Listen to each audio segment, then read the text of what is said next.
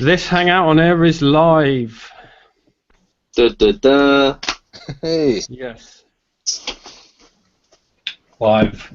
It still says offer on mine. Does it? Hey, it's live now. Hello. There we go, we're all live. So, we have 0 viewers. Hey. We have Awesome. Awesome. probably there was probably quite a few viewers, but they've probably fucked off. Oh shit! Yeah. How do I? I'll post something on Facebook now. Shit! How do I enable the chat? I didn't enable the chat. Fuck knows, mate. Oh my god! It's up left hand side, isn't it, Pete? Top left. What on this window thing? Yeah, you can use that, I think. I think that's the group chat for us. Oh yeah, that's just us, isn't it? Fuck! Am I gonna have to fucking do it again? We need the chat, man. If you go into YouTube, on your PC, Yeah. if you go into your YouTube, Sega Sessions, you should be able to get into it through there. Just have 2 windows open. Oh yeah, it's in advanced that. settings. Oh no, enable live chat is ticked. So we should have a chat. Let me see if I can see it on my phone. Yeah. Mind you, because it's iPhone, nothing ever comes up. So are we live at the moment then? I think so. Yeah, some people are asking for the link on Facebook. So, Oh, are they? Yeah. What, the link to watch or the link to join? Yeah, the to watch. They should see it, shouldn't they? I don't know what the hell's going on with this. Sorry guys, professional, obviously, at work here. Where's the fucking chat? There should be a chat. How do I get to even to the bloody stream?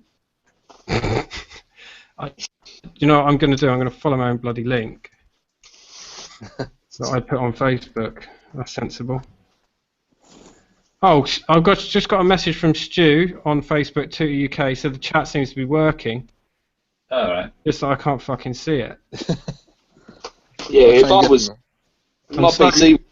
I'm so sorry, guys, and anyone who's watching, but I'll be there and I will sort it out in momentarily. What did you do last time, Pete, to get it working? Oh, I'm sorted. Okay. I have the chat. So, hello everybody watching. Welcome to Sega Sessions number 2. With me on a retro tip and Scott, Sega Saturn lad, and joining us today very kindly is Gruss Newton and Matt Matropolis. Boom. So, boom indeed. Welcome, guys. Thank you. Looks like we got Stu watching, who very kindly told me the chat was working. Tim Bad Fuck Up says hey. Jim Chilvers from the Galaxy Sega group says evening, and we've got AJ. Is it Walking the Cow? Oh no, sorry.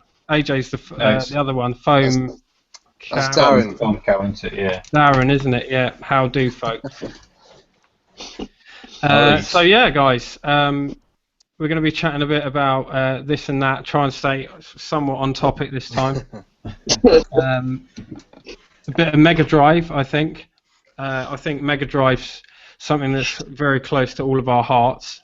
Oh yeah. Definitely. I know definitely Russ and Matt, you guys grew up with the Mega Drive. Yeah, we did indeed. I had mine in the early 90s as a kid, and it's got so many great memories of it, you know. It's currently in the attic, but I still go up there and get out every now and then to have a good Shame on you, Matt. Shame on you. I know. I need a space for us, man. I need a space. But before I say anything else, though, thanks for having us on the show, Russ and Scott. Really appreciate it. No problem. Very welcome. And yeah, it's one of my childhood consoles, the best one, of course. And I'm sure Russ feels exactly the same. Yeah, I very nearly didn't get a Mega Drive, though. Probably all know the story. I nearly went down the old Nintendo route. You can't mention Nintendo on this stream. No, my dad took me down to Curry's and we bought the last, I think it was still on display, like an X-Display one. No, in fact, they took it off display because we got it for like £10 cheaper. And yeah, that's how I started my my journey down the old Sega path. But yeah, nearly went down the Nintendo one.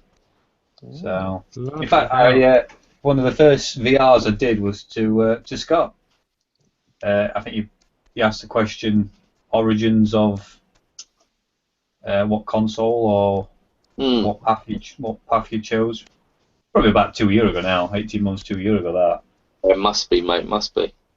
Because I've been doing it for nearly 2.5 years now, so it's yeah, it must have been quite some time ago.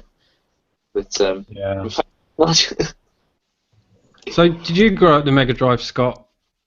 Yeah, well, I've owned every sort of Sega console as a kid, really, and not including the sort of spin-offs like the 32X or the Mega CD. But when I was about, I think the first sort of game system I ever really had was the Commodore VIC-20, and I must have been about 6 or 7, and I remember my mum got it as a hand-me-down.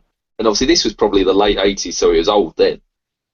Probably about 87, I reckon. And we had it in a conservatory. And we had really bad weather one day. And all the rainwater got into this Commodore VIC-20, so it was fucked. So obviously my birthday was coming up, and I remember wanting a NES. And I think because of the price difference, because I think I said in my last video that because obviously I picked up quite a nice little Master System bundle. And the Master System was always a lot cheaper, so she ended up getting us a Master System. Had that for about 3 or 4 years, and naturally just progressed onto the Mega Drive, really. But I remember got it on Christmas Day. It must have been about 92, maybe 91, possibly. Mm-hmm. Yeah, I reckon it would have been 92 because Sonic 2 was out. And yeah, I remember got a Mega Drive with Sonic 1, and I think Echo the Dolphin, and yeah, blew my mind away.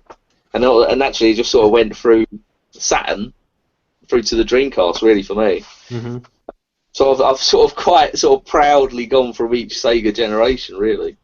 But yeah, it was obviously the Mega Drive was the sort of system that I sort of grew up with as a sort of, you say, as a a kid with your mates, really. And yeah, I had a SNES as well at the time, and I think they're indistinguishable, really, the two systems. I think you can't really say one's better than the other. They're both, in my opinion, those two systems are as good as each other, and they're the best generation of consoles that have ever been. Definitely. I think if someone was saying to you, you're going to a desert island and you could take one generation, it'd be the Mega Drive and SNES. For me, yeah, it was just that competition bred so much sort of high quality games. So Nintendo and Sega were at the top of their peak, trying to outdo each other consistently. And I don't think you get that with modern games now. No. Sony comes, sweeps the next generation, and obviously the PS3. Xbox 360 generation, Wii generation was just kind of they were pretty much the same, really. I mean, obviously the Wii was a bit different, and obviously going into the new one, this is the longest I've ever been into a new generation without actually owning the console.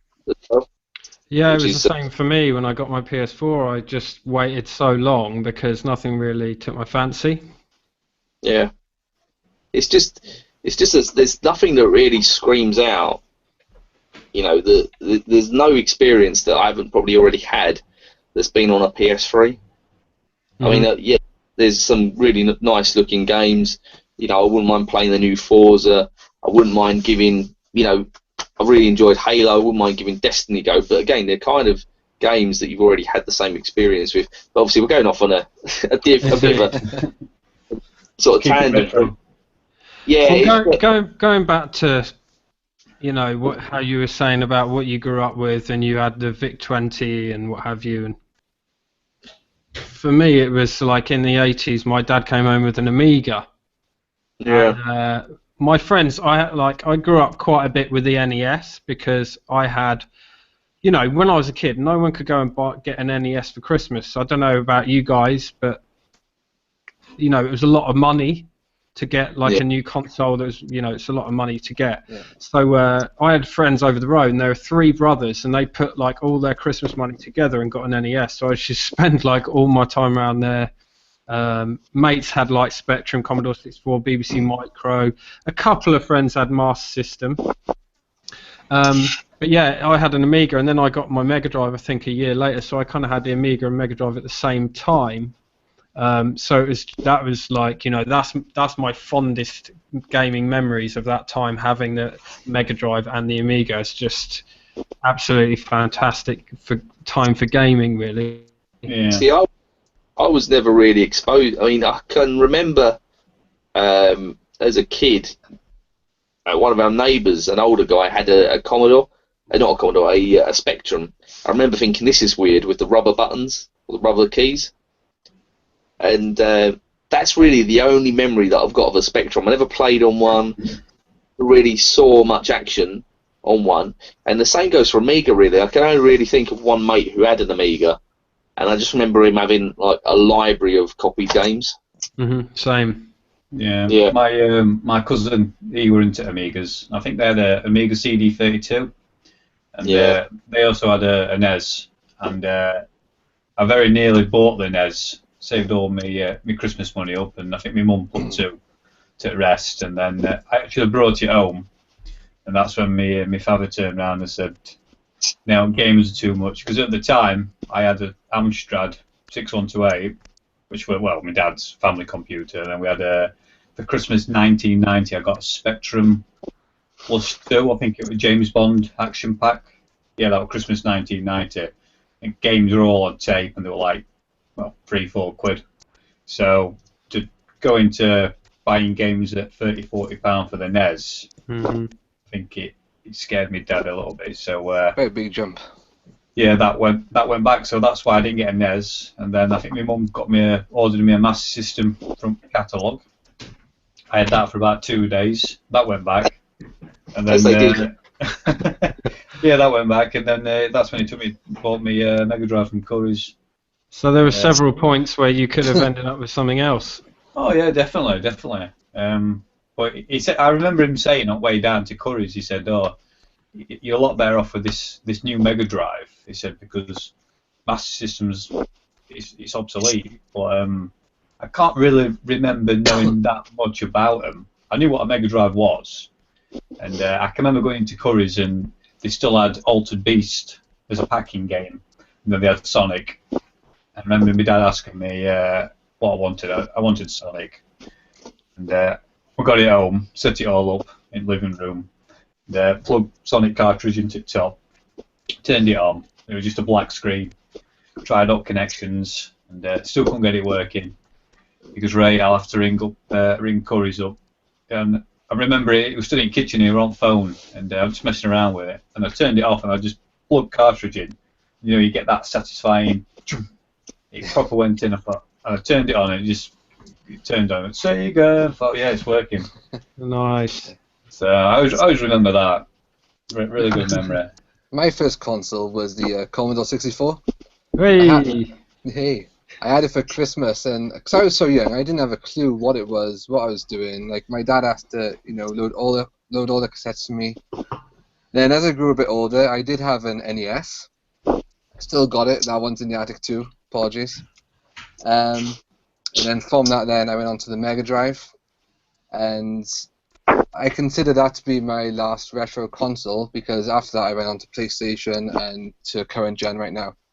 But we were talking about earlier, like, games these days, like the new ones, you've kind of already experienced them. It's like, I don't get excited for new games these days as much as I did with, like, the Mega Drive, because that's, like, all your childhood nostalgia, you experiencing it all for the first time. Great memories, Great stuff. Good retro. I think as well, with saying that, I mean, obviously we're all adults, I'm sure we've all got rent and mortgages and bills to pay, maybe kids. I think your time you don't really have as much spare time to sort of focus on the upcoming games as what you was a kid. I mean, maybe even when, when I was at college, I worked at Game, and I saw the sort of Dreamcast, PS2, Game Boy Advance, Cube, and Xbox launch come out, and I was like, really stoked for that. But now I couldn't give a monkeys, and I wasn't a kid. I mean, I was like 19, 20. And you've known all about the games and this coming out, but I would also echo what Matt said there. The games nowadays just don't really have that wow factor. I mean, the only game, the game that I'll probably get PS2, PS4 for will be Shenmue 3. And that'll probably be the game that'll let me get the console, really. Well, I think, not wandering into modern stuff too much, but just to compare it to Mega Drive, I think back when we were kids, what would what factors came into it when you wanted to choose a game for your Mega Drive? So it was screenshots in magazines, it was the box art. Yeah. But now you can spend months, you can watch videos on YouTube, you could possibly even play a demo of it or whatever. You've got multiple opportunities to find out if a game's shit. But back when we were kids, if you picked the wrong game and you'd spent like 50 quid on a game for Christmas, you are stuck. You're fucking stuck with that game. That is true. Very true. And I think we've all been there. Anyone think of any Mega Drive games they actually bought and were gutted that they DJ Boy. DJ Yes. Boy. And I've still got it. I've still got it in my collection. Have you? I have. I remember I either bought it or I traded something in for that game because I used to have a little local game shop to me, and I can't remember if I bought it or traded it or what, but I remember putting it on and trying it, and I was gutted. I thought this game is absolutely shite. But by then it was too late because I probably used to get my birthday money and my Christmas money. So I probably only used to get 2 or 3 games a year, and back in the day I think I had one of those little plastic Mega Drive stands, and it could hold 10 games, and it were always full, but I never had anything above that. So when I used to get to my 10 game limit, I used to, chop and change. So, but yeah, a few times I've made that mistake buying the wrong game. But no, I remember one Christmas I got Sonic Spinball. Yeah. Because I was like, Sonic, yeah, awesome, blah blah blah. Yeah. And it was like whatever, however much, and it was like pretty shit. I think that's a shocking game, though. You are? I think that's a shocking game, Sonic Spinball. Yeah, it's pretty shit. But right, even worse. What happened was I got it on Christmas Day, and something like Boxing Day, I was going to my mate's house, and I remember I went into town, and I went to a phone box, and I called my mate, and I said, right, I'm heading over. And I got to his house, and I realised, like, when I made the phone call, I'd put the Sonic Spinball on top of the fucking phone box. Oh.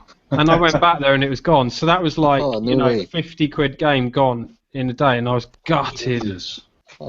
Yeah, I always remember that. In terms of shite games, I would say, has anyone heard of Corporation? Yeah. Sorry? I Say haven't that heard again? that one now. Corporation. Yeah. It's got Got like an alien on the front, hasn't it? Pixelated alien. Yeah. Like, if you've ever played it, it's like a really blocky first-person shooter, but it's so slow, and it doesn't use any special chips in the cartridge. It's literally just running off the Mega Drive, and it's awful. It's really, really bad. I think I paid something like 25 quid for it.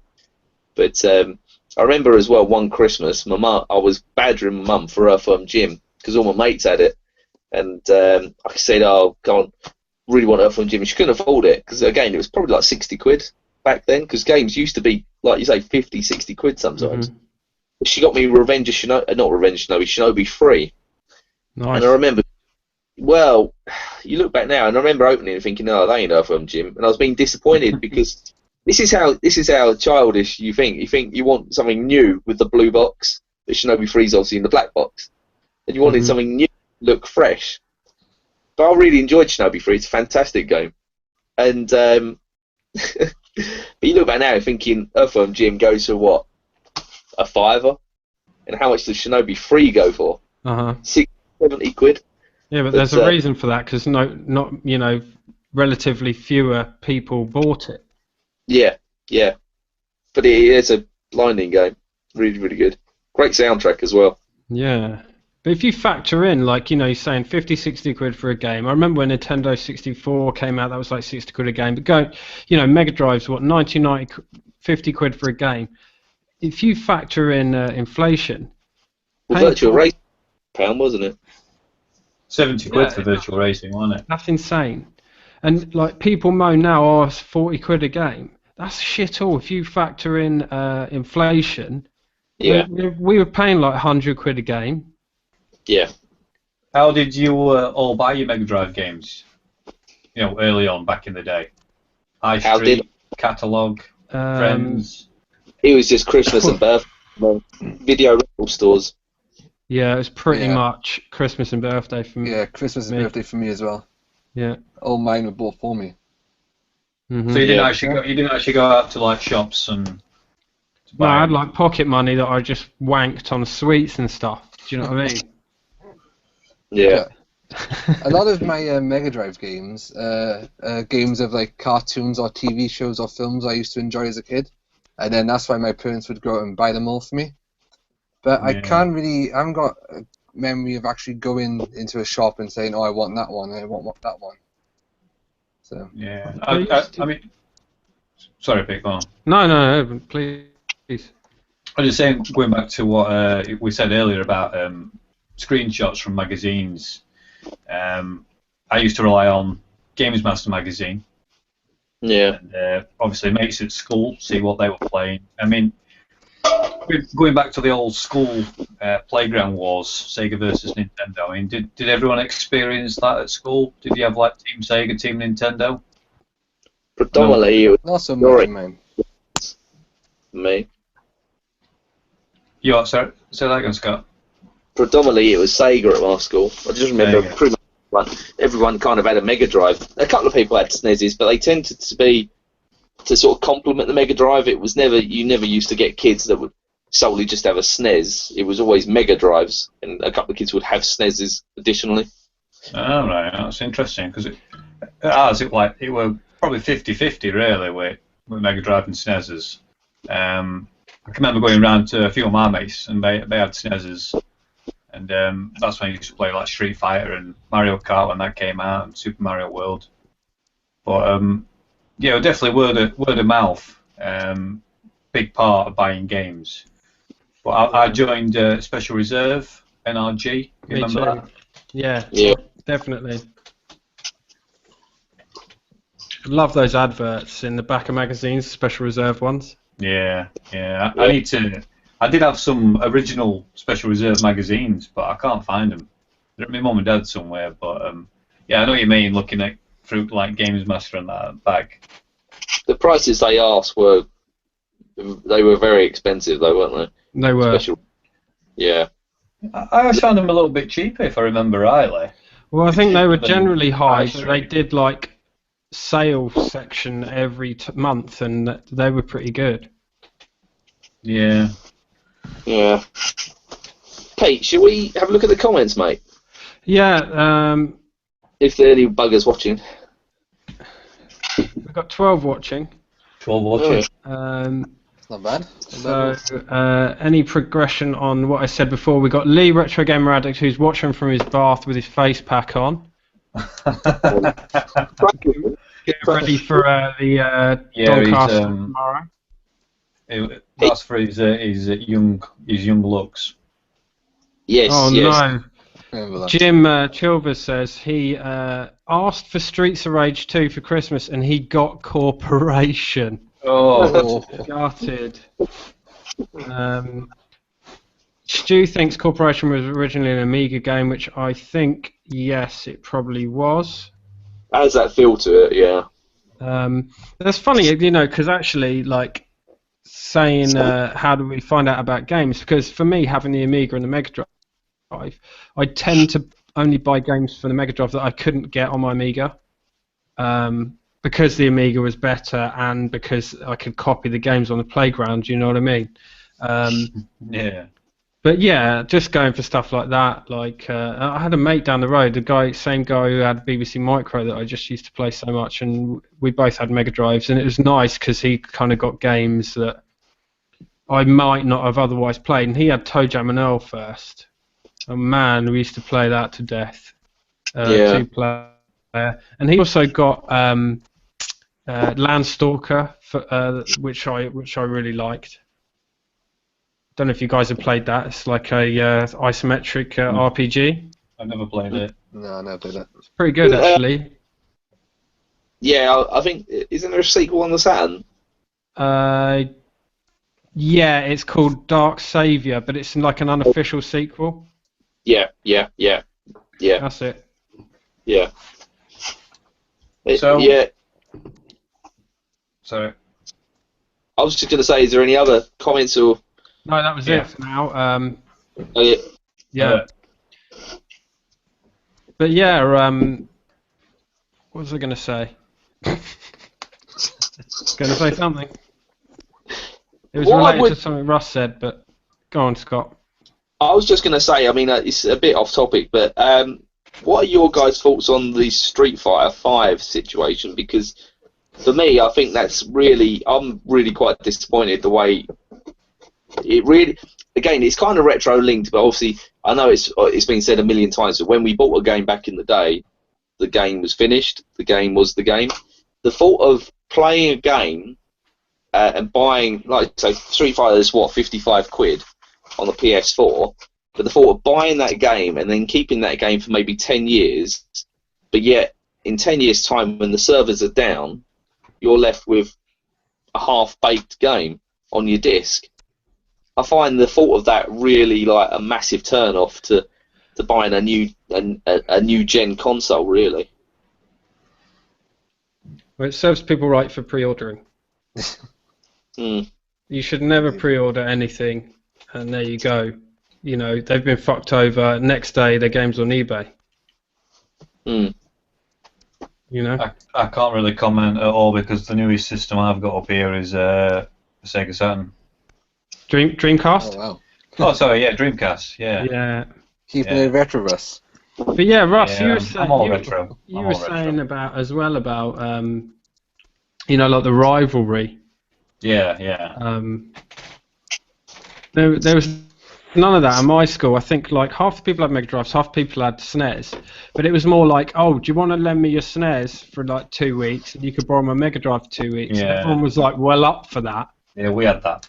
Yeah, and when you went to your mate's house and they had a SNES, you were like, cool, I can play games I don't have. And the same, like I had an Amiga. If I went round a mate's house and they had an Atari ST, I wouldn't be like, oh, it's fucking Atari ST. I would just play the games and I just enjoy games. You know, it's just not something I ever get, which is why I laugh at the stuff going on now. It's just, you know, they're all the fucking same anyway. Like Scott said, every console now is essentially the same. Well, if you look at basically just looks like the Nintendo version of the PS4 and Xbox One. If you're reading the specs about it, I mean, it might be more powerful. Obviously, it's going to be newer, but it literally just looks like the same hardware, effectively. So it's just going to be the Nintendo version, really. That's it. I think it comes down to exclusives now, and I think if you look back to Mega Drive and SNES, when people talk about it, they talk about the exclusives. Like earlier on, you were mentioning stuff like Mario Kart, and obviously, like we had Streets of Rage and what have you. And I think it was all down to the exclusives, really. Yeah, I mean, back in the day, that's what it was all about, really, wasn't it? But the thing is, you say about the multi-platform games were significantly different from each other. You know, I'm not necessarily talking about games that were developed with the same license, but to different. I mean, Aladdin is a good example. Yeah. On the SNES, it was developed by but obviously on the Mega Drive, it was developed by Sega. The Jurassic Park license was developed by different companies compared to the SNES. But if you look at things like, you know, the Strike series, you know, obviously various sports games, you know, they were sort of very, very individualistic to that system, really. They worked with the system's finer points, whereas now it's literally like a a copy paste exercise, really, isn't it, for modern day systems? Mm-hmm. Hmm. Another question I wanted to ask you guys. Back in the day when you were all kids and you were all playing your Mega Drive up in your bedrooms, I'm assuming you just used to use RF. Yeah. You plugged into the old aerial. Yeah. Now, everyone now, including myself, raves on about RGB SCART and all that lot, and playing it on a nice CRT or a Framemeister SCART or a LCD mat or a Retron 5, whatever. But back then, did it really matter? Because I can't remember it mattering that much. I certainly didn't have any conversations at school or whatever about picture quality. So that's something you go with what you're really. Yeah, go with technology and all that. I think when I had a Mega Drive, go on, Matt. I think the thing with the graphics, because you're a kid and you've seen it for the first time, and you're playing something you've never experienced before, and it's bringing you so much enjoyment that you don't really notice much about the graphics, like how, well, if they were bad. I mean, back to us then, they were amazing. They were the best thing ever, to me anyway. That's quite an interesting point, Gruss. I mean, what is your sorry, breaking up a bit experience with a SCART cable? What was the first console that you plugged a SCART cable into and experienced the glory of the SCART? That's a very interesting question. That the first, I'll tell you what, I'll give you the year. The first time I experienced RGB SCART on the Mega Drive. You probably won't believe it, but it was 2011. Yeah, 2011. I were off work with a broken foot, small car accident, and you probably know this already. I probably spoke about it on my channel, but I just started watching YouTube, and I had my Mega Drive up in my old room at my mum and dad's, and it was just static corner, caked in dust. I thought, I'm going to hook Mega Drive up, so I put it through aerial RF cable. I thought, God, this looks absolutely rubbish. So I just typed in how to get best picture out of a Sega Mega Drive, and a few tubers popped up, and I think I ordered myself an RGB SCART cable, and then about a week later I ordered myself a modified Mega Drive, which I've still got now, this 60Hz one, and I could play Sonic 2 full screen, full speed, RGB, and I've never looked back. But so was that the first? Was that the first time you used SCART cable? Not just the Mega Drive, really. Yeah, I would say so. Yeah. I suppose because it was just with stuff like the Cube, and I remember the PS2 as well. I think the Dreamcast was the last sort of console that I can remember that used to come with RF, and I think the PS2 used to go to component, or was it composite? Composite. Yeah. Yeah, I mean, I had consoles after Mega Drive. I had a PS2. I used composite for that. Definitely didn't have a SCART for that. I don't think I had a SCART TV in my bedroom at the time. I think I was still using a really old CRT. I don't think I had a SCART socket on back. So my PS2 used composite. What else have I had console-wise? Xbox. I had an original Xbox in early 2000s, and I probably might use component. Oh, tell a lie. I probably did use SCART for that. But, they used to do an advanced SCART lead for the Xbox. Yeah. Comes with the. Go on, sorry. I was going to say it's quite expensive on eBay, the Xbox advanced SCART lead. It comes with like a box attached to it that should hook up like a 5.1 sound system. I can't remember what the little inserts. But Dolby 5.1. Yeah, they should hook it out that way. Yeah. But for me, it was actually the PS1 when it was Gran Turismo. Using SCART, which obviously seems bizarre nowadays, but like you say, you just go with what you know, really, don't you? You don't really know any different. That's the thing, isn't it, with modern life and internet, you just get spoiled. I mean, if you want to know anything, if you want to buy anything, you go on eBay. If you want to know anything, you either Google it or you go on YouTube. Yeah. That's it, really. So you can learn so much stuff just from watching YouTube. It's just unbelievable what's on there. Yeah, it's great. I mean, I watch it more than TV. Me too. Many a time. When I had a Mega Drive, we had a little TV in my mum and dad's room, which was black and white. Oh yeah, And we I've done that. Yeah, and we had what I thought was a huge fucking TV in the lounge, which was probably like 20-inch, you know, and it was made of wood. Do you know what I mean? Yeah. One of those wooden TVs. Yeah. So you know, I don't think with those kind of challenges that you're going to notice any issue from RF. Because whatever you put through that TV, it's not going to be spectacular, is it? Yeah, no.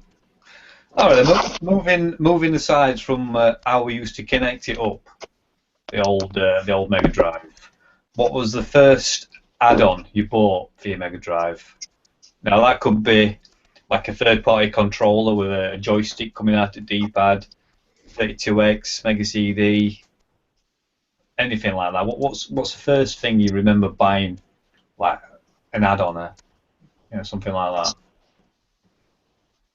For me, it was a Competition Pro 6-button arcade stick, and it was awesome. Oh yeah.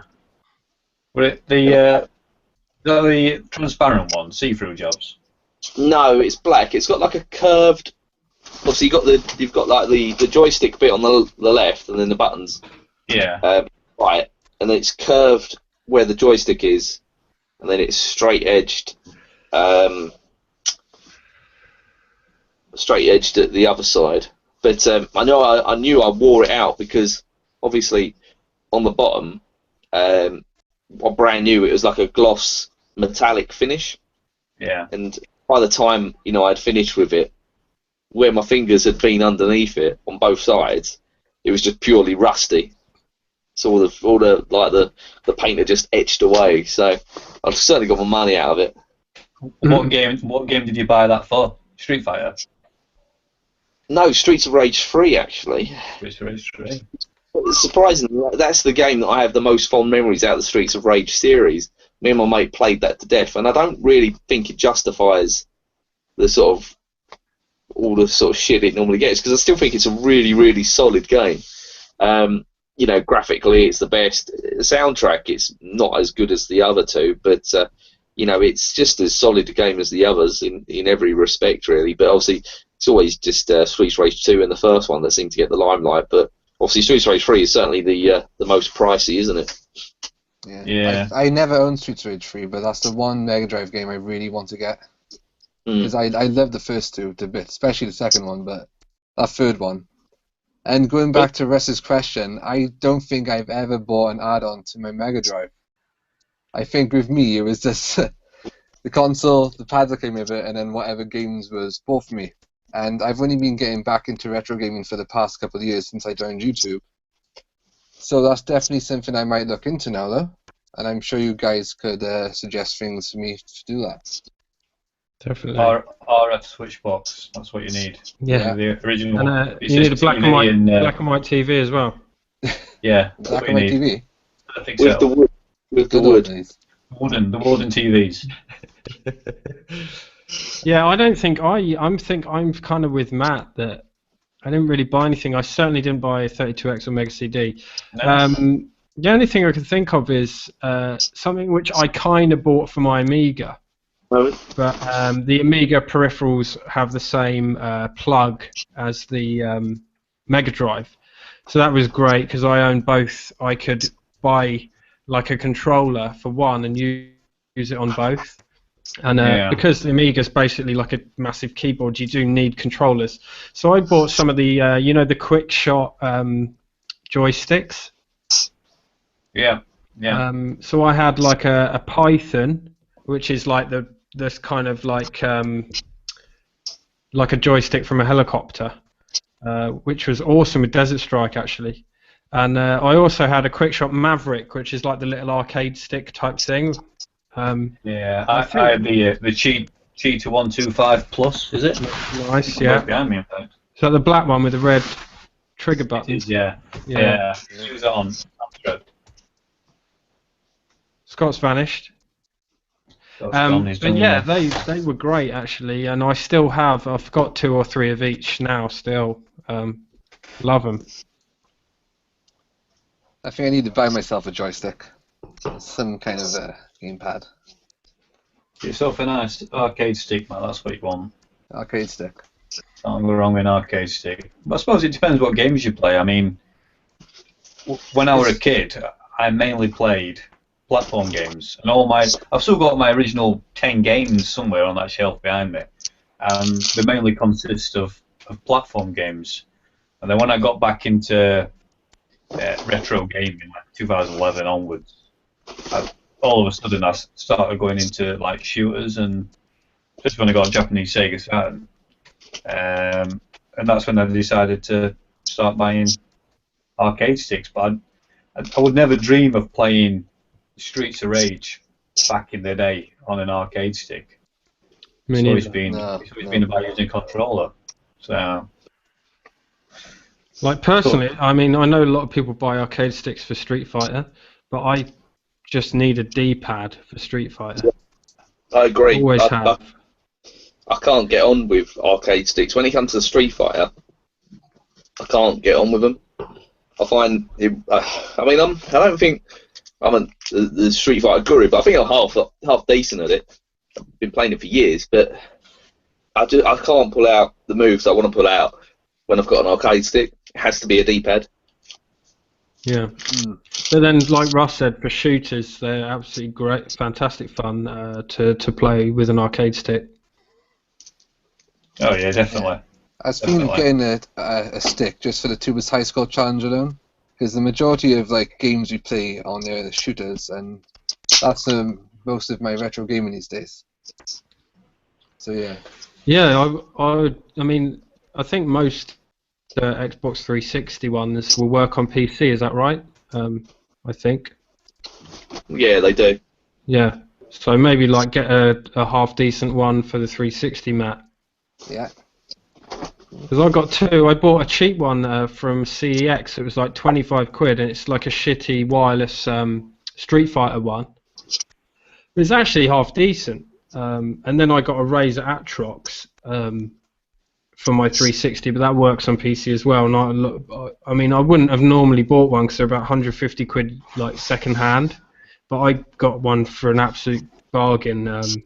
Because the guy sold it as broken, but it worked his first time, so I don't know what he was on about. Is that the one you can put your sandwiches in? Yeah, that's the one you can put your sandwiches in, exactly. Yeah, I remember so I was thinking, look, it's so cheap, if it's broken I'll buy it and I'll send it to Beeps or something and get him to fix it. That was my thinking, and even after I pay for that, it would still be cheap. But then it came and I plugged it in and it worked, so that was a result. Apart from my Hermes fucking put a massive dent in the box, which pissed me right off. Some arcade sticks really are a work of art, though. The level of detail that goes into them is beautiful sometimes, and they really do look the part sometimes. Especially the higher end ones, sort of Mad Cats and Hori type arcade sticks. They do look beautiful. Yeah, I would like more, but it's having the space to put them, isn't it? Yeah. What you want is a nice beam, and you can just display them on the beam. I do envy that, actually. I envy your beam. I've never heard that before. Yeah. We've got any comments? Oh, hello. Yeah, we have. We've got a couple. Okay, we got Keith last saying hello all. You alright, Keith? He said he just tuned in, and the first thing he hears is Gruss talking about Sonic 2. Surprise, surprise. Yeah, I probably mentioned it a few times. Yeah. We got Matt Soulfunk Retro. Evening, Matt. He's saying Mark 1 Mega Drive Mega CD 32X combo boom. TNT. To quote you, Matt. Boom indeed. TNT.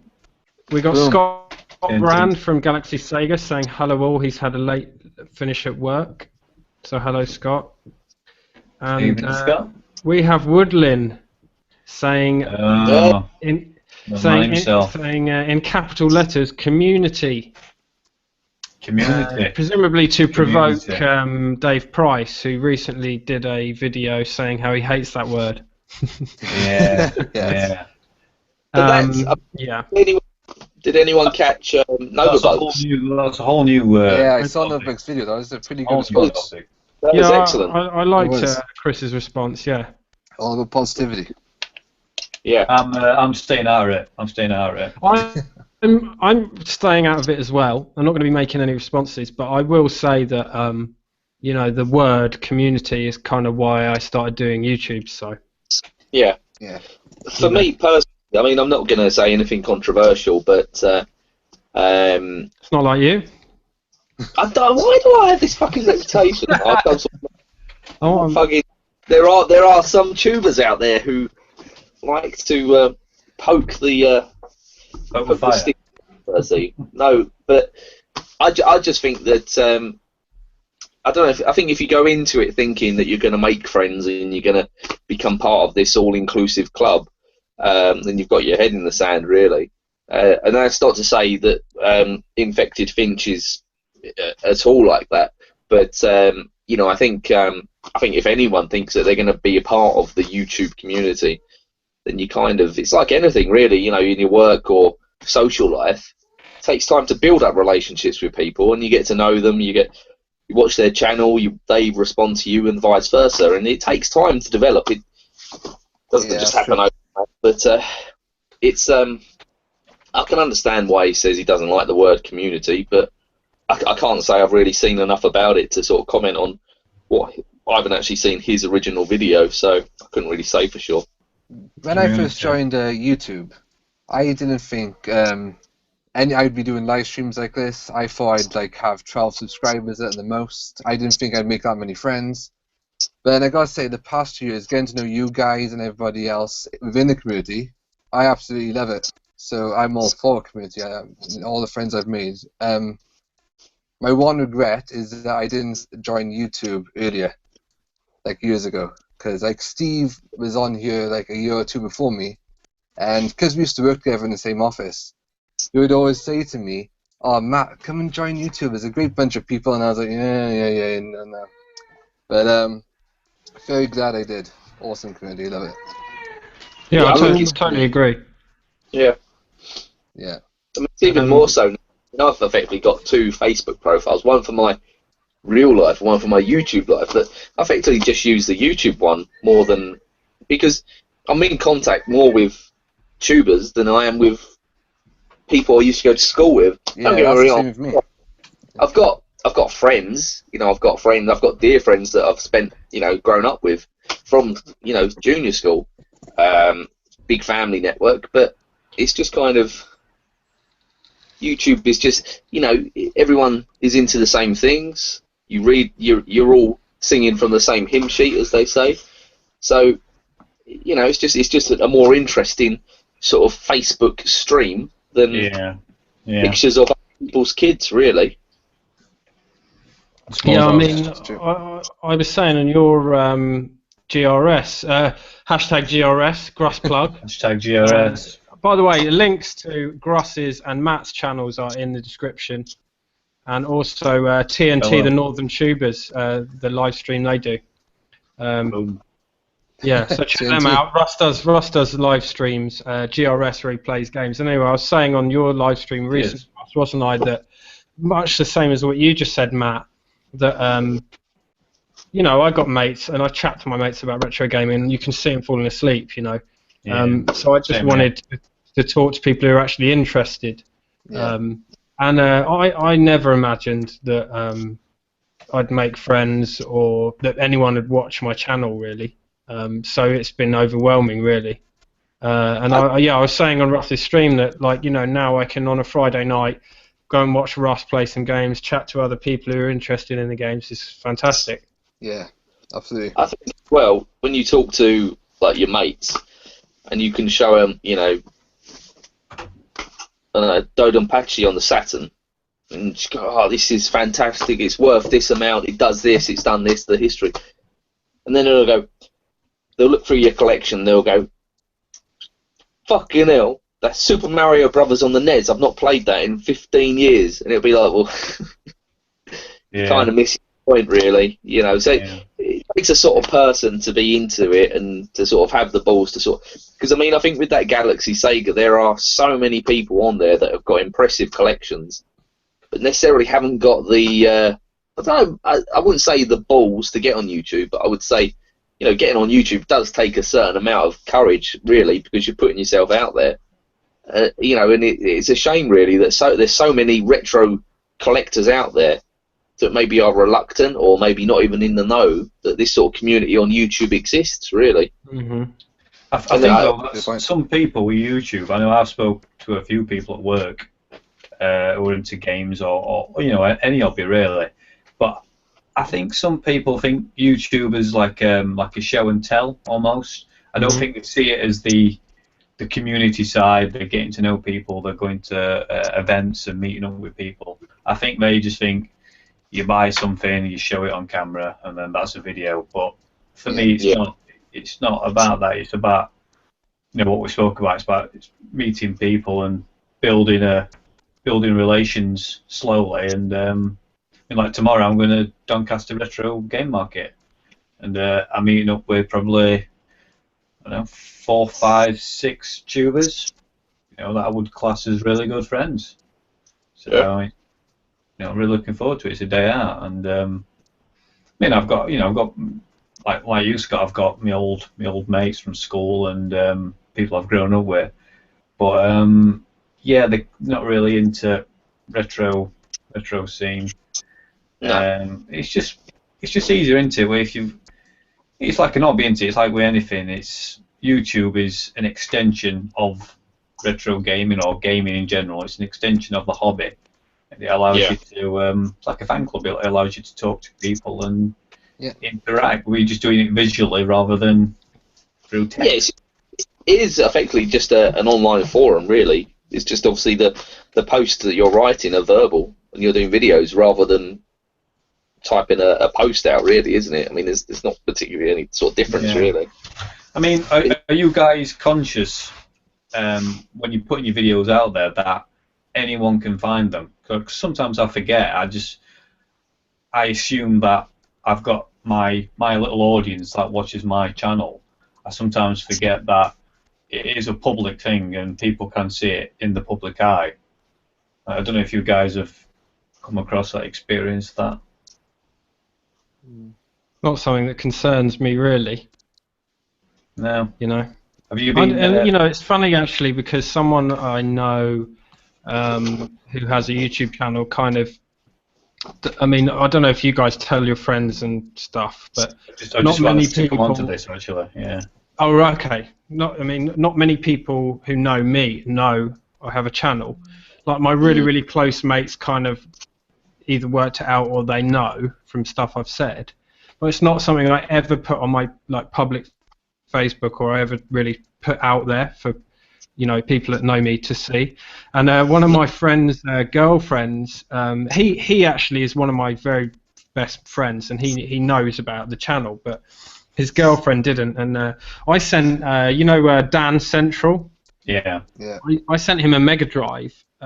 Because I know that his broke, and I just sent him a spare Mega Drive 2 that I had, and he'd made a video about it, and I think he put it on Facebook, and he tagged me, Pete Armour, in it, so it was in my public feed. Do you know what I mean? And she's watched the video, thinking, "What the fuck?" And she's watched the video and she's read the comments, and you know, obviously Dan was really nice about it, and yeah, she's kind of gone to my mate. Do you know Pete's on YouTube? And he's like, yeah, and she goes, he's got a whole secret life. And it's like, you know, it's just funny, it kind secret of is life. in a way, yeah, it's funny, but it kind of is in a way, you know. And it is kind of a bit awkward if people don't necessarily know what it's about. They just think you're talking to paedophiles, but it's it doesn't really worry me that people are. You know, anyone can find you, because I think when you think about, take PewDiePie for example, you know, he's approaching 50 million subscribers, and you think if you're sitting on there and you're sitting on your 300 subscribers, I think that the chances of someone finding you and knowing you personally is extremely slim. I mean, there's a fella I work with who's got his own. He's a big NES collector. He's a bit more reluctant to get on YouTube than because he's a bit. Oh, I don't really think I would sort of fit in, but he's got his own. He's extremely active on Twitter, UK NES Boy, and he's got his own website and he reviews NES games. And it's like I said to him, I said, you should give YouTube a go. It'd be right up your street. But again, it's kind of people have got to want to do it. It's not really something you can just dive into. But again, what I found bizarre, I said it last stream, the fact that I bumped into Gashead in London, completely randomly.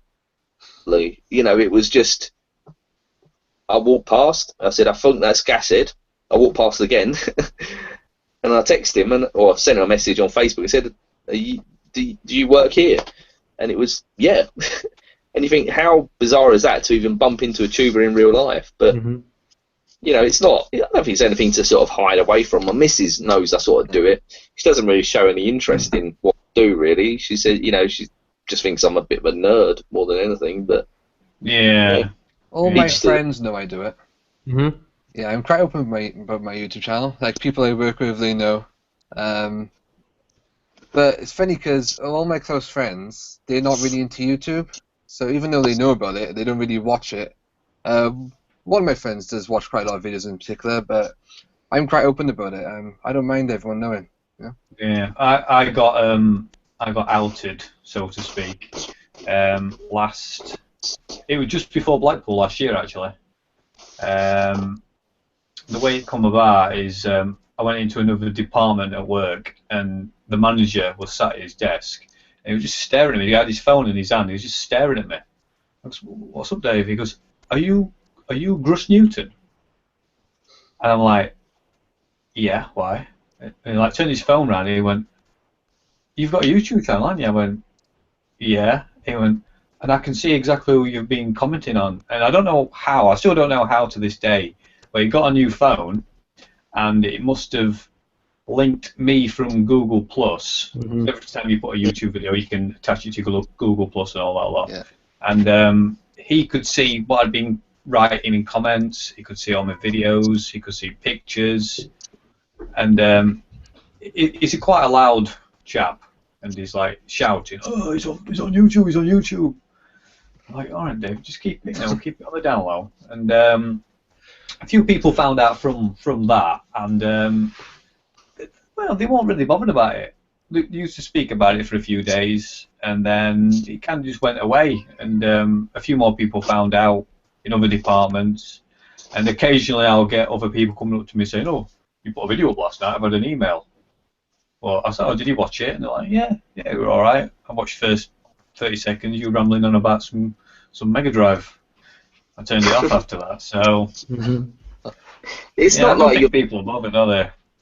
It's not. It's not like your money maker for cash on dodgy sites, is it? You're on YouTube and you're talking about retro games, and it's like I think worst case scenario, people might think you're a bit weird, and people might think you're a bit of a geek, but nothing more will come from it.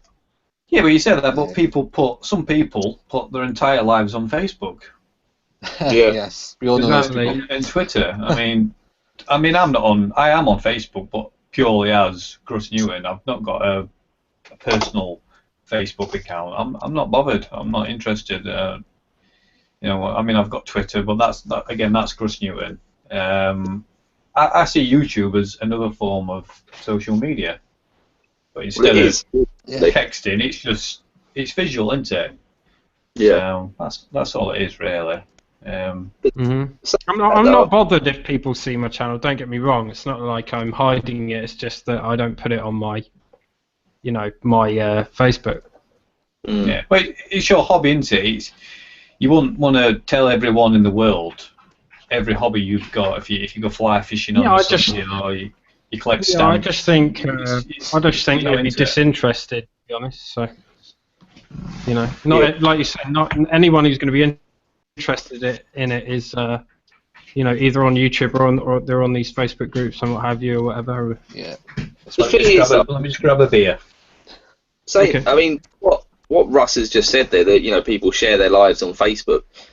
As Pete, you're on the Tuber WhatsApp group, so obviously I'm not going to mention any names, but obviously we know that there are certain, I don't even know if I'd call them tubers really, certain individuals that literally share every single facet of their life, whether it be socially or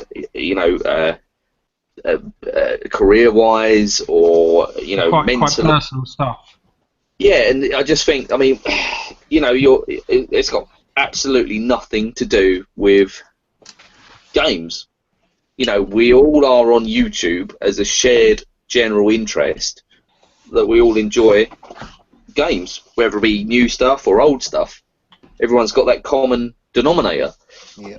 And for someone to, then talk, you guys are my subscriber army, this is what I'm doing, I've had such a poor week. They're using it as like some kind of psychological, using like their subscriber base as some sort of shrink, really. And it's, people wouldn't have subbed to you to listen to your waffling on about how shit your day is. People will subscribe to you because they like you talking about games or like seeing what you've picked up.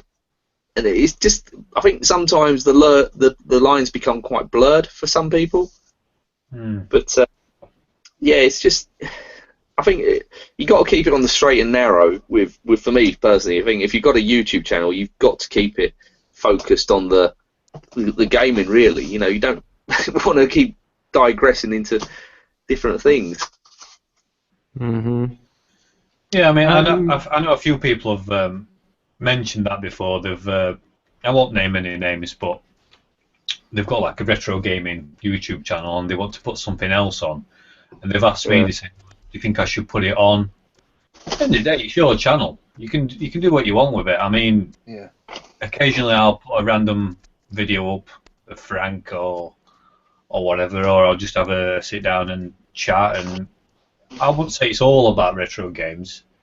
It mainly is like, but I don't think people should feel pressured if they've got a particular channel subject that they follow. I don't think they should stick to that 100%. It's entirely up to them, really.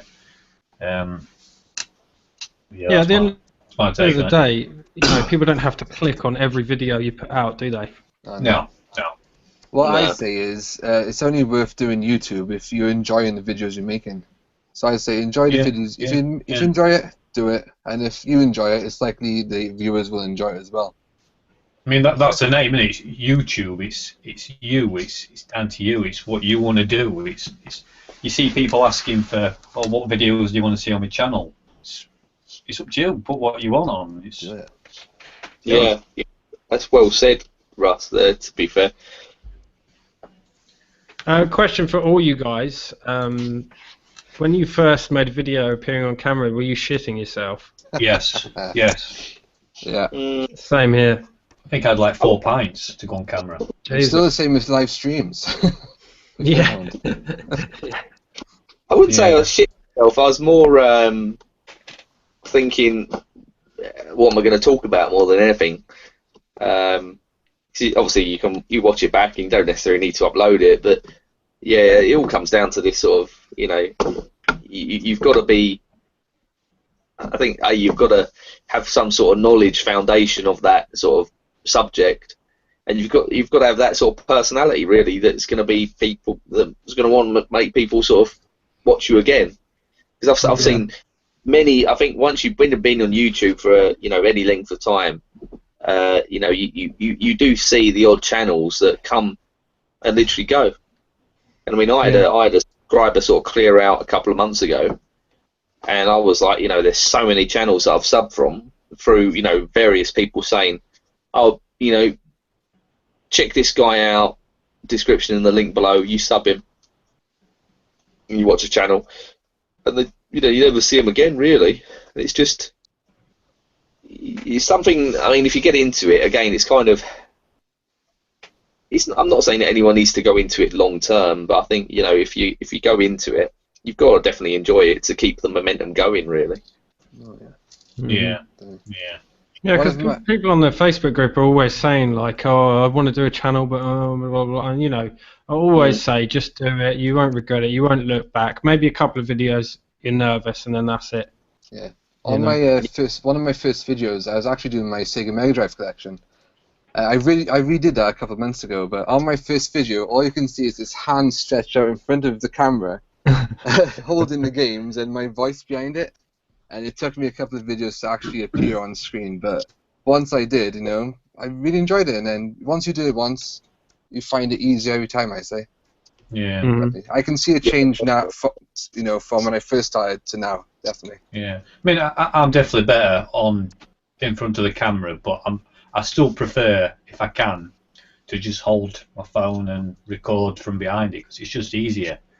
You don't have to, mentally prepare yourself and think about what you're saying. You can just pick your phone up and this is what I've got, or this is what I want to talk about. Some videos are better for it, yeah. Yeah. Some videos are better because when you're trying to set it all up and get it all in shot and all that.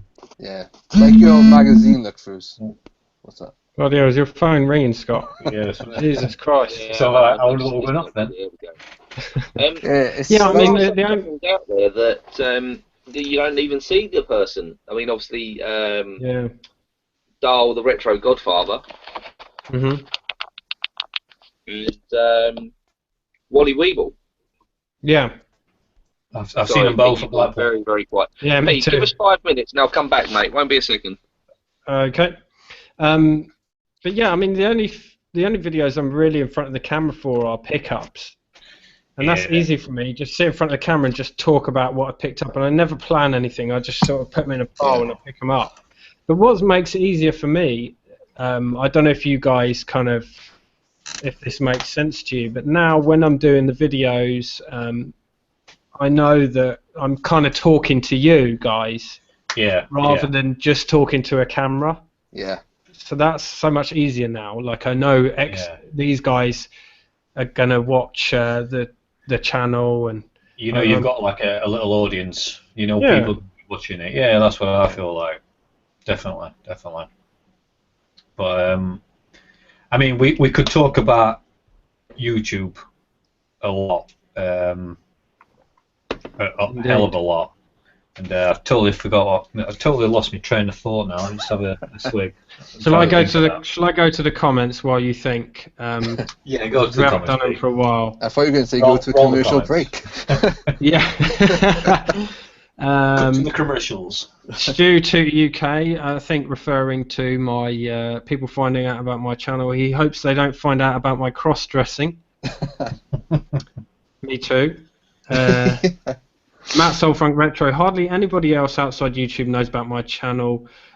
He's concerned because of the position he's in, obviously working in games. A lot of people he knows are working games. He's not sure why, but that's a makes point. sense. Yeah. Stu says, all I want to do is do it. Wink. Take what you want from that. Darren says, some friends know he makes videos. He doesn't share them on his personal Facebook page. Who's that, Darren? Darren? That's Walking the Cow. Yeah, indeed. Oh, right. Woodlin has said, Gruss Newton, Big Fish. Big Fish? Which is too true. He's not talking about that personal one-on-one Tesco shopping trip, is it? Not sure what he's talking about. Yes, you got to be there to appreciate that joke. He then said, it's buffering. Oh no, my fault. And I said, shut it, Carl. And he then left. I think he said, no worries, see you, chaps. I thought he might have been joking, but it looks like he's vanished. So apologies, Carl, if I scared you off. It's not like him to take offence. So he may still be here. Paul C has turned up saying, "Hey up." Yeah. Big Daddy C in the house. Knew that was coming. Part of the TNT crew. He is, yeah. TNT, he's dynamite. Gruss plug. That should be your theme tune, TNT by, is that AC/DC, isn't it? Yeah, you know that yeah, one? yeah. That's a classic.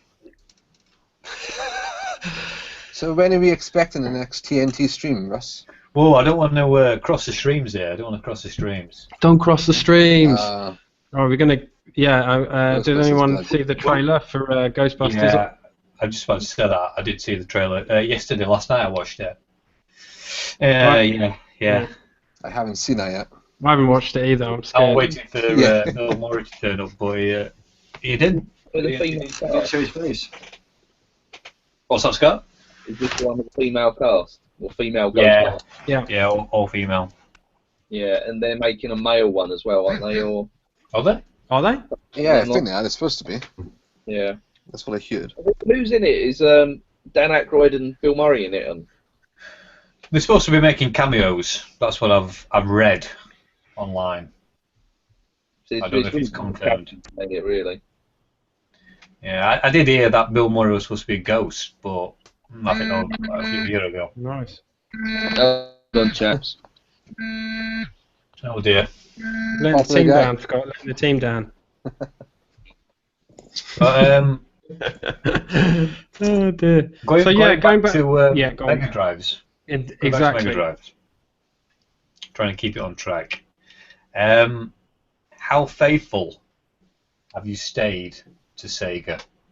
Now, what I mean by that is, obviously, I had my Mega Drive, and then convinced my poor mum to buy me my Mega CD instead of Hyperstone Heist.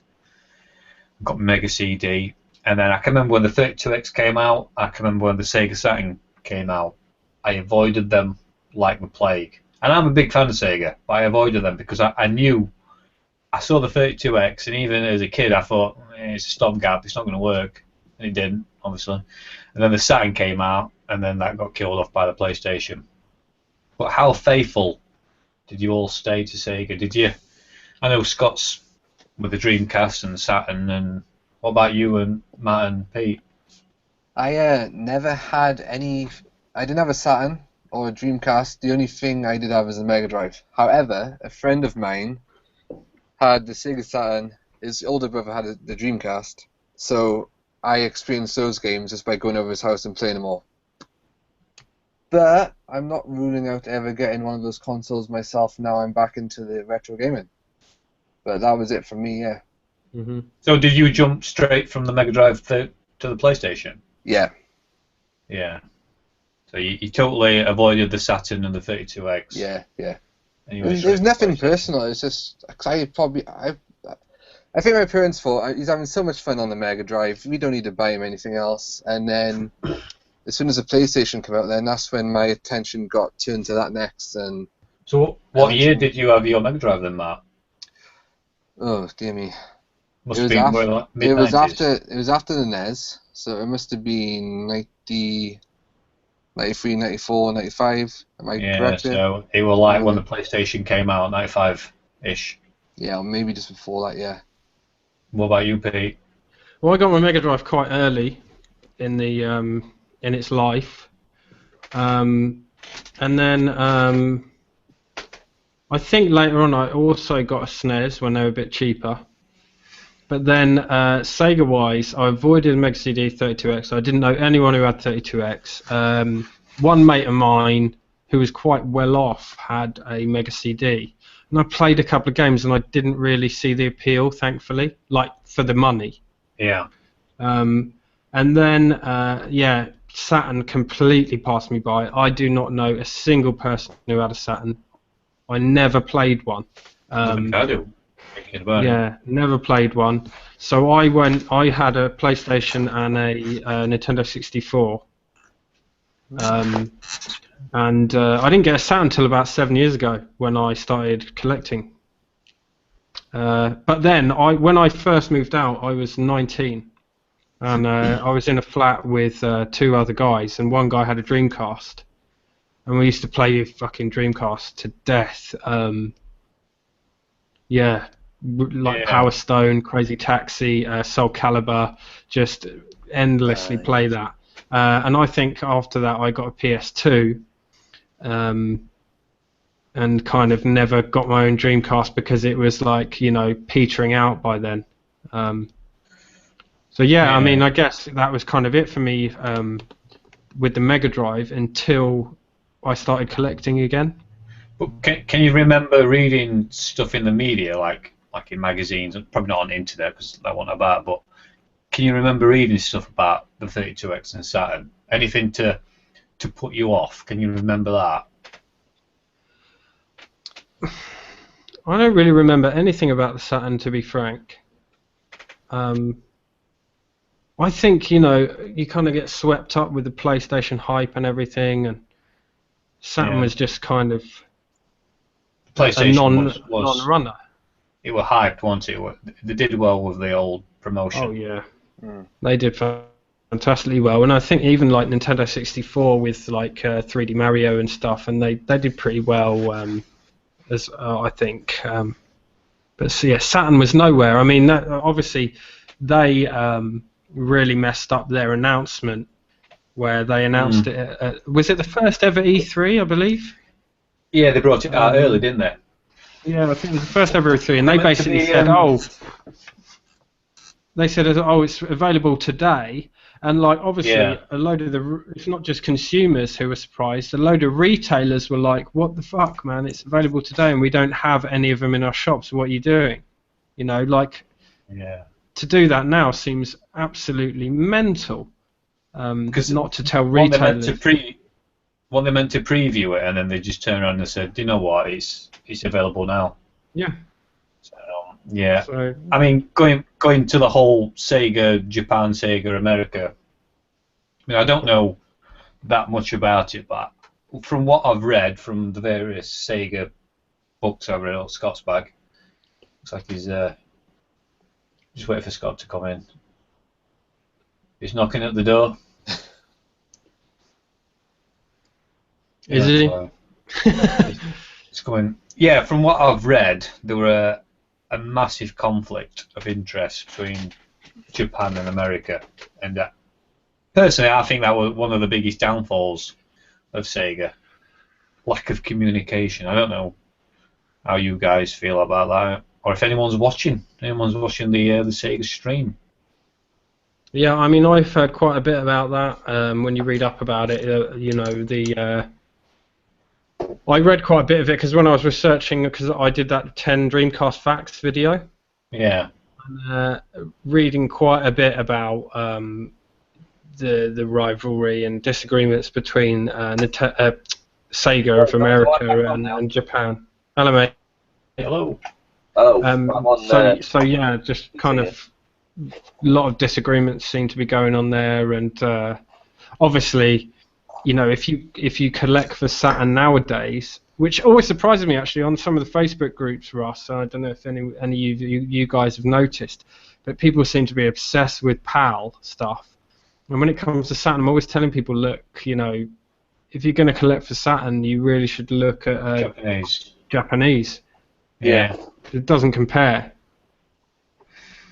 Yeah, I mean, I totally missed the Saturn back in the day. I didn't even look at it. I remember my mum saying to me, "Do you want?" She either asked me about the 32X or the Saturn. I can't remember which one it was, but she said, "Would you like one?" And I said no. I turned around and said no because I still felt guilty when she shelled out 270 quid for Mega CD or 240 quid, or whatever it was. I still feel guilty to this day. But Japanese Saturn, I only got into that through. We went to. It was the first Play Manchester, and they had a couple of candy cabs, and they were playing on Don Pachi. Wow. And I found out that it were on the Saturn, more or less same port, and I thought, yeah, I'll have some of that. And obviously, influenced through YouTube and other people that I've collected for Japanese Saturn. But I totally missed the console as a whole back in the day. But have you read about the? I don't know how true it is, but originally Sega developed it as a 2D powerhouse. It was supposed to be, you know, the next, probably not the proper generation after the Mega Drive because it all went 3D. But I don't think Sega really knew what were going to go off with the 3D thing. I think Sony invented that. But Saturn was supposed to be 2D, and then they found out the PlayStation were going to be 3D, and then that's when they added that second chip, and that's when all the developers really struggled. They shit a brick when they saw the Yeah. from the PlayStation, and then the CEO, because originally it was just one of the processors. Yeah, that's right. And then he ordered to stick another processor in, and it was just a complete. I don't subscribe to this that they couldn't have competed with it. They couldn't have competed with Sony. You know, the Saturn was just a complete bodged job from start to finish, really. You know, you had the Americans and the Japanese not talking. The Japanese were jealous because all the success was in Europe and America. You know, obviously, it's people go on how difficult it is to develop for, and you know, obviously it was more expensive than the PlayStation by £100 back in the day, wasn't it? Yeah, it was. And obviously the famous American launch where they announced it at E3 that it was on stores now. Yeah, Peach just said that. So damaging. Everything was just so damaging. They literally, they could have held their own. I mean, they may not have won the generation, but they could have done so much better than what they did. I mean, Nintendo still made a profit with the N64, but they just completely screwed up the Saturn. And by that time, it was too late. I mean, the Dreamcast did everything right, literally everything right, but by that time, it was too late. I think people had their fingers burnt so much. Yeah, reputation was shot by then. Yeah, it was a shame.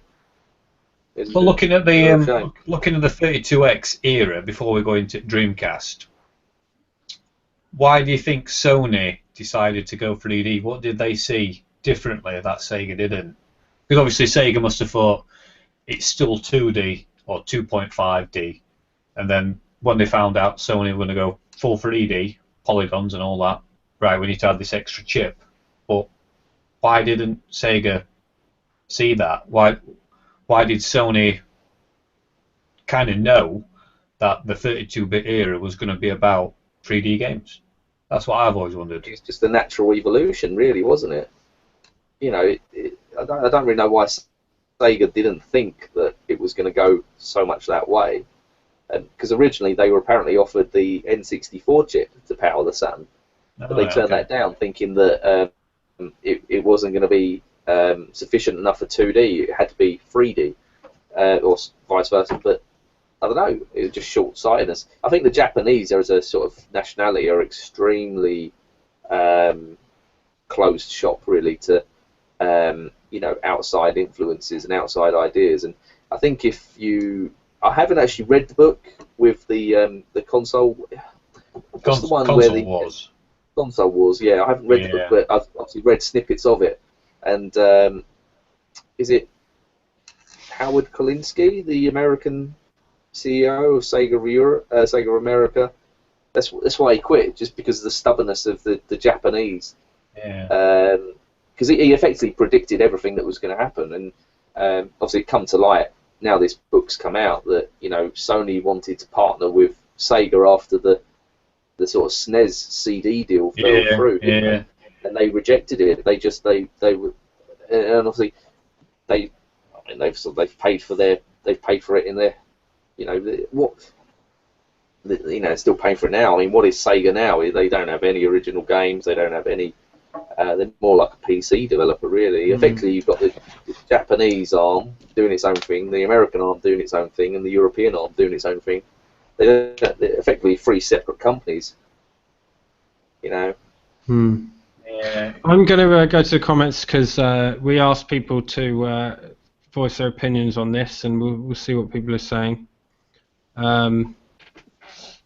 So Matt Soft from Retro says he stopped at the Saturn II, but he loved the Dreamcast. I think he means stopped at Saturn. Maybe he didn't get a Saturn, I guess. Yeah. Lee, Retro Gamer Addict, if Sega had bought the Saturn out earlier, instead of messing with 32X and Sega CD, it would have been a different story, which I'm inclined to agree with. That is quite possible. Yeah. But Paul C. doubts it. He said, nothing could shine that steaming turd. Fair enough. Yeah. Scott Brand saying he stayed true to Sega. He loved the Saturn. He stayed with the Saturn until its death.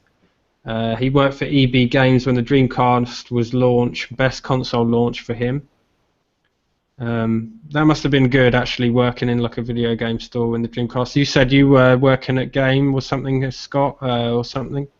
Yeah, I worked at Game for nearly 3 years while I was at college, from when I was about literally just turned 18 till I was about 20, and it was good. It was really enjoyable. Made some really good mates, and a lot of them I'm still in contact with. One of the lads I used to work with actually works for Sega now as a programmer. Okay. He works on the mobile divisions. He works for Hard Light Studios. They did Sonic Rush, not Sonic Rush, Sonic Dash. Yeah. You know, where he's like the tunnel running games, where he's the consistent. But he's done really well for himself. But yeah, it's really enjoyable. You look back now and you think, obviously, you look in hindsight and you think how cheap the games were. You think, oh, if I kept 20 copies of that, you know, it'd be sitting on a small packet. But yeah, really, really good, really enjoyable time. Can you remember? Can you remember the Dreamcast launch then in '99? Yeah, I remember the Dreamcast. I remember the PS2, Xbox Cube, Game Boy Advance. I remember the Dreamcast launch. Obviously, it did go crazy for a good few months. It's consistently sold out, but gradually, looking back in hindsight, you could see the writing was on the wall because a little bit.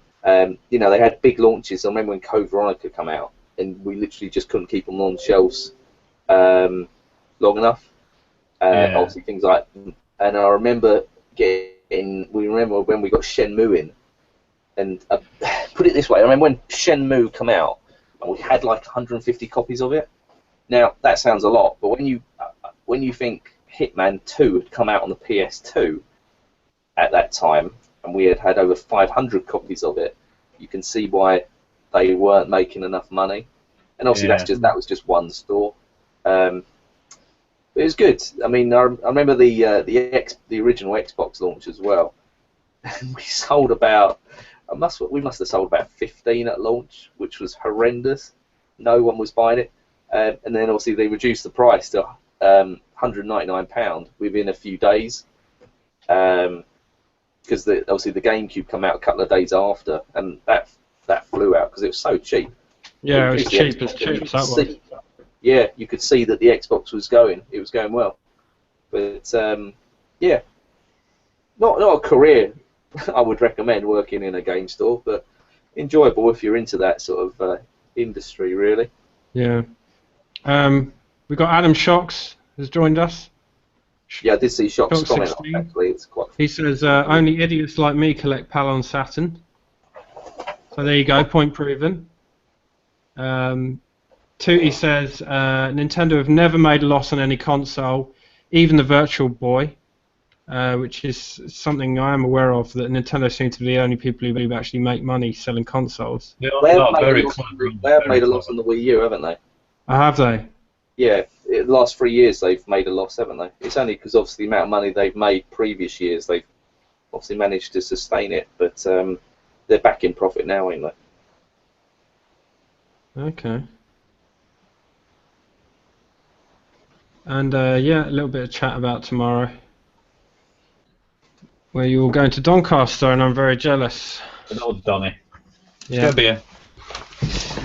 I'm still with you. I'm just going to my mini fridge. To my mini fridge. Nice. But another question I wanted to ask you. Excuse me, chat. Just one moment. How do I get back on? There we go. Yeah, you're right.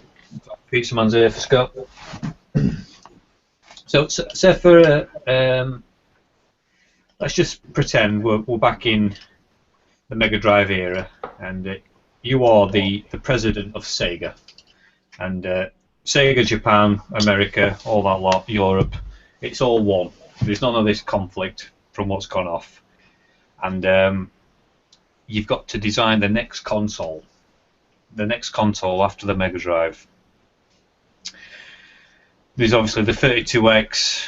We could talk about the Mega CD. What else we got? We don't really want to mention Sega modem, do we? Because that's something else. But how would you have played it? Say you got wind of the old Sony Nintendo deal, and you knew it was going sour, and you probably guessed that Nintendo, Sony were going to bring out a new console. Would you have tried to go for a 64-bit machine like Nintendo possibly did, or would you? I don't know. Would you go for the whole 3D thing like the PlayStation did, or would you stick with the 2D?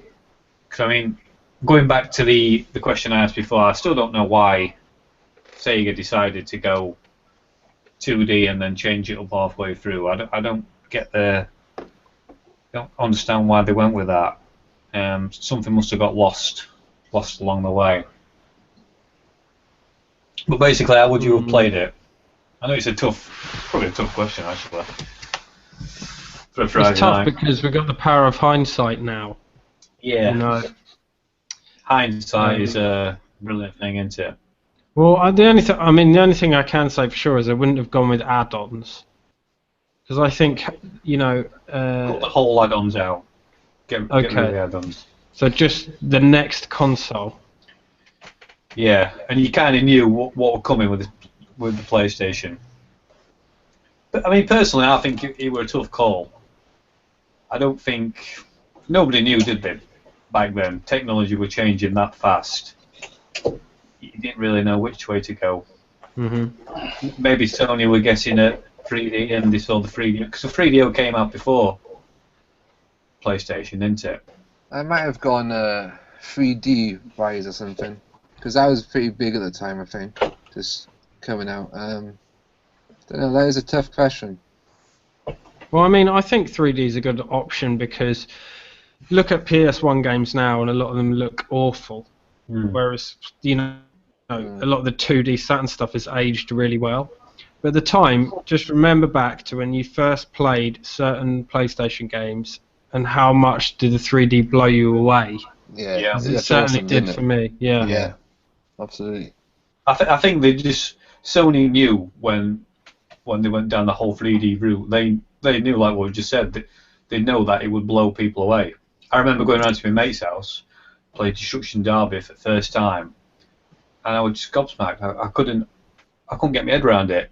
They were just in the big balls smashing cars up. I just couldn't get my head around it. I thought you could never ever do this on a Mega Drive, and I think that's what sold so many PlayStations. I think looking back as well, I don't think there's any.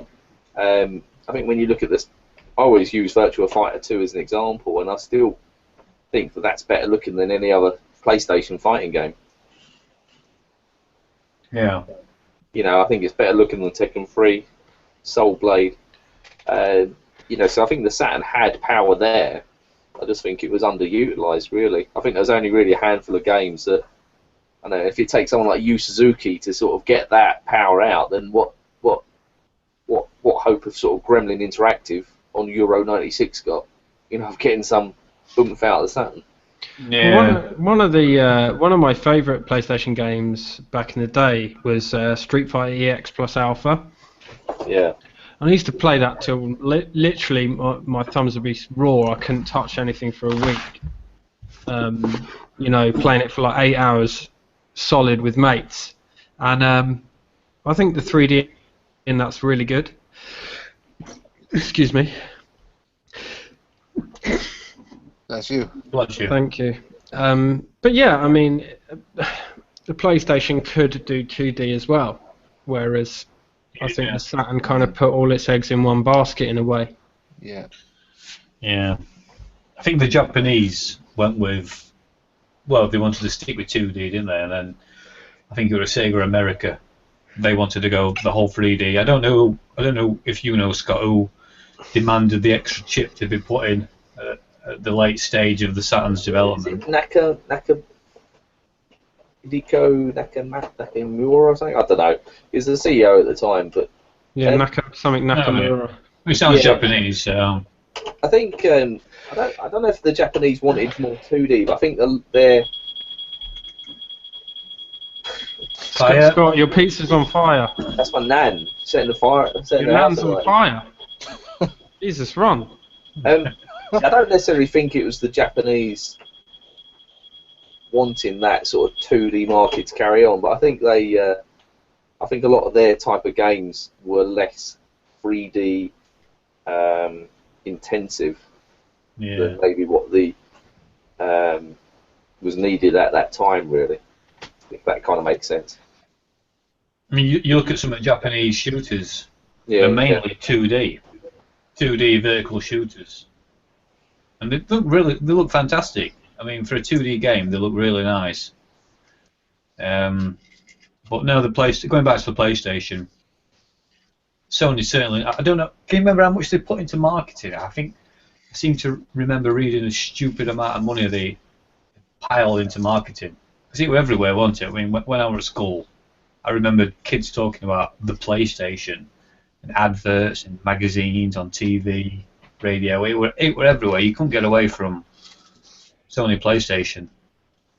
I think they did really well with the marketing, and then the Saturn, you vaguely remembering anything about it, really, marketing-wise. Excuse me for one moment, guys. Sorry. I think it was literally because I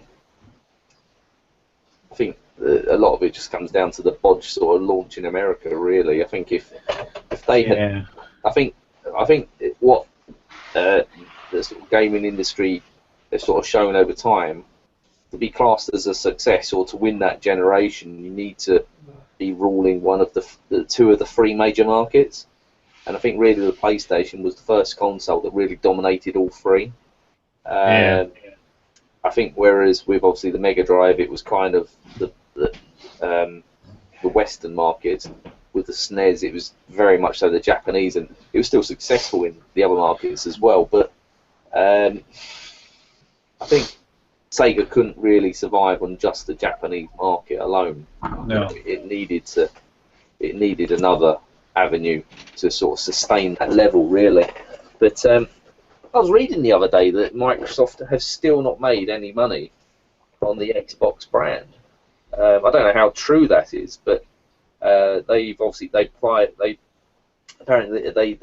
cost £1 billion to develop the original Xbox, and with their marketing budget and getting gamers on side, and then obviously with the 360, the red light of death, they may well have made a profit, but for the amount of money they've spent on the Xbox division in the 13 years or however long it's been going, they're still to really make a significant profit.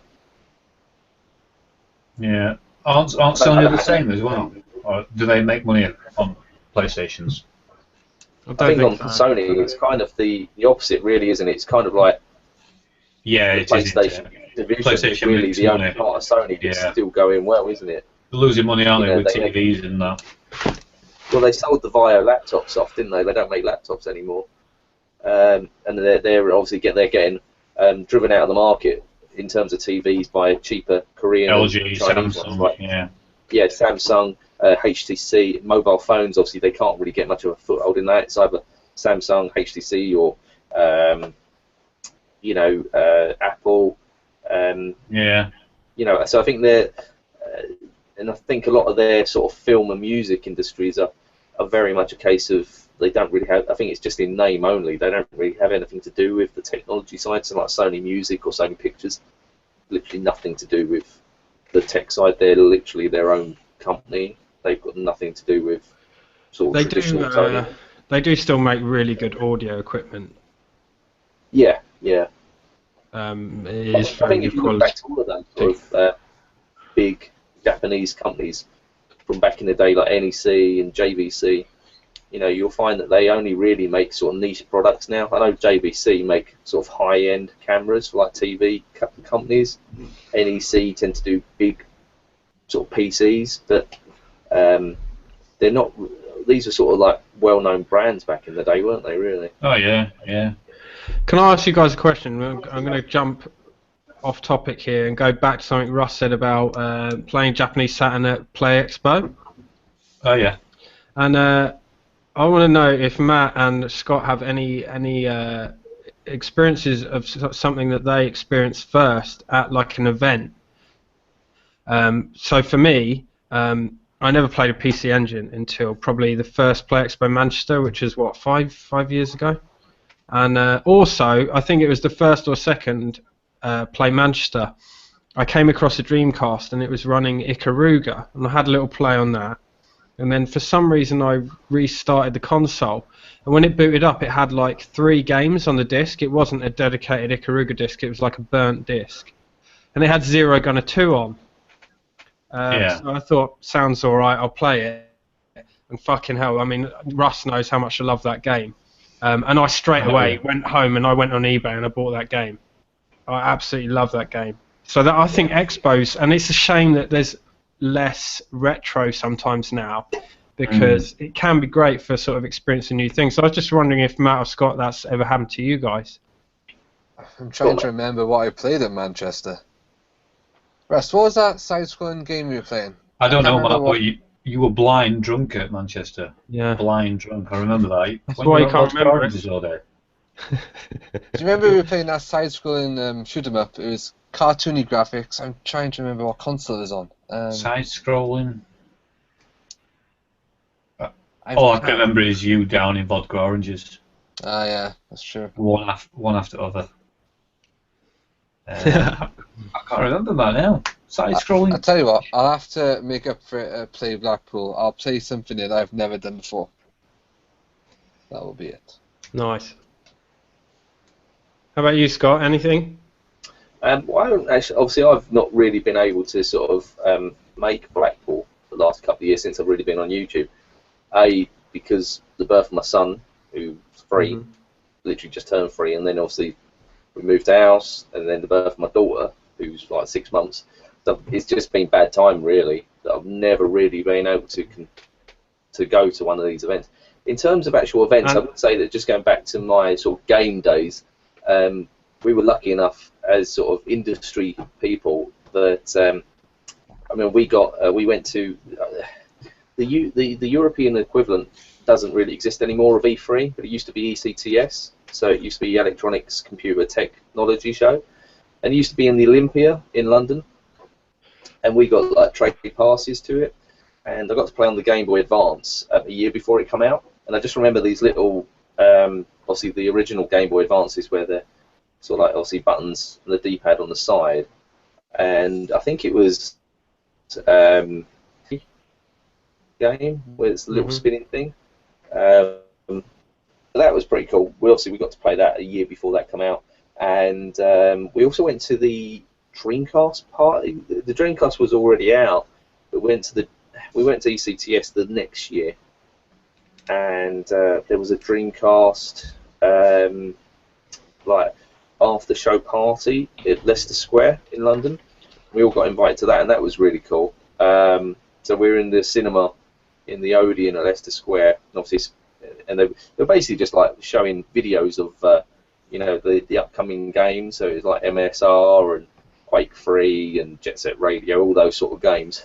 And we got like goodie bags and stuff like that. So that was pretty cool. But yeah, in terms of actual expos, no, I'm yet to sort of go. But yeah, those were sort of, well, I suppose they were expos, more industry ones really. But yeah, they were quite good. I used to love the old expos, going back to like my Amiga days, and they used to have like the game computer expos, yeah, and just wall-to-wall Amiga games and stuff. And I used to love those. And I think the last one I went to was called Live 95, and it was like Earls Court, and it was all computer stuff and video games. And yeah, that was awesome.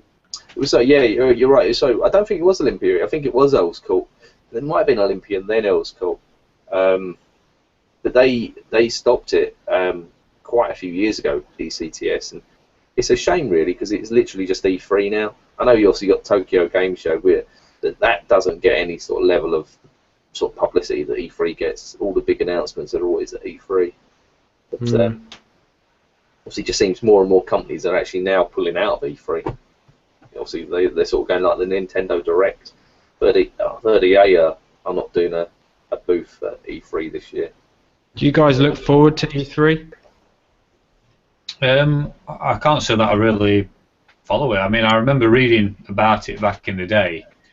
I think it's because I'm probably not in the loop in regards to modern gaming as such. So I kind of don't really know much about it, to be honest with you. But if there's anything Sega related, then I will delve in and have a look. I was looking forward to it this year. Obviously, there was a lot of rumours that Shenmue 3 was finally... There was some sort of snippets that Shenmue 3 was going to come out. So I think this was really the first E3 that I had paid an active attention on. And obviously, when Shenmue 3 was announced, I think the whole world literally fucking pissed itself. But yeah, I think this was the first sort of E3 that I really sort of paid any sort of focus on, really. Good for a good while. I'm looking forward to Shenmue 3, but I've never played Shenmue. But after that was announced, I saw all the hype behind it, right? I'm thinking, what is all this hype? Because I've never had a Dreamcast and never played it, and everyone was getting so excited. I kind of got excited as well. But I'm thinking now, if I go back and play Shenmue, because so many years have passed, will I feel the same about it, like when you guys experienced it? What was it like for you guys, you know? I've never played it as well, Matt, so No. I'm in the same boat. I have got it in my collection, but I've never played it. Well, like I said, my flatmate had a Dreamcast, but the first time I ever saw or played a Dreamcast was I went and stayed with my mate who was living in Tooting, and he had a Dreamcast, and he goes, I've got this game Shenmue, have a crack at this. And I put it on, and it was just, this is before like open world stuff existed, and this kind of game existed, and quick time events as well. Like quite a bit of the fighting in the game is quick time events, and now it's like, oh, fucking quick time events, and it's like a chore. But back then it was like, wow, this is awesome. Open world, this is awesome. So playing it now, none of that stuff is novel. So there's a high chance that you're not going to like it as much. Yeah. Well, you're not going to like it as much. It would be nothing new for me, wouldn't it? Exactly, yeah. So, I mean... Saying that, I still want to play it. I still want to try it. It does drag on a bit as well. It takes a while to sort of get into.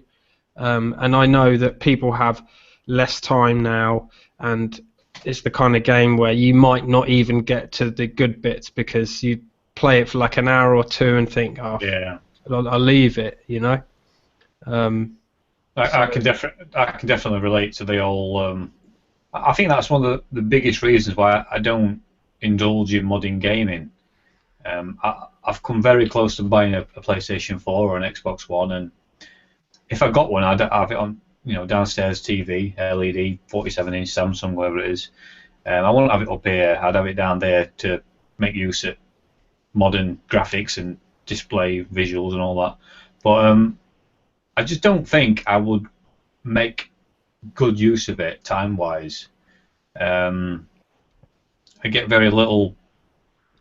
Well, I suppose it depends how you want to look at it. I mean, you can make time or you can get time. I'm a big film fan. I like to watch a couple of 2 or 3 films a week, and with modern gaming, it's a bit like watching a film, isn't it? With modern gaming, with all cutscenes, and you've really got to get into it, like you said, Pete. You've got to put the time into a game, especially a modern game, to get much from it. That's why I just stick with the whole retro thing. Yeah. From a nostalgic point of view, it takes me back to when I was a kid, and like discovering like Japanese Sega Saturn, playing on a shooter for half an hour or whatever. There's no messing about. Mhm. Yeah, that's why shooters have the appeal now. So yeah, I think that's what it is. The thing with modern gaming as well is quite a lot of games, like The Witcher and Fallout 4, they're so huge and they require so much time for you to dedicate to play these games to finish them. And at least with your retro games back in the day, they were quite small and could be completed in an hour or two, but you'd always go back to them and back to them. But current games these days, I've got a huge pile of modern gen games to play yet because I just haven't got the time and it's so big. Yeah, I mean, like Witcher, I think I put about 40, 50 hours in, and I completed the story, but like map-wise, I probably like explored like 10% of the map. It's too big. Yeah. Really, it is really too big. And I've just finished Fallout. I said to you, was it Matt, that I was going to start a second playthrough. Yeah. So I just finished my first playthrough, and that's like 150 hours, Ross. It's like when you see, yeah, so it's like That's a long mate. time. it's like when you see Herbie S 007 and he's completed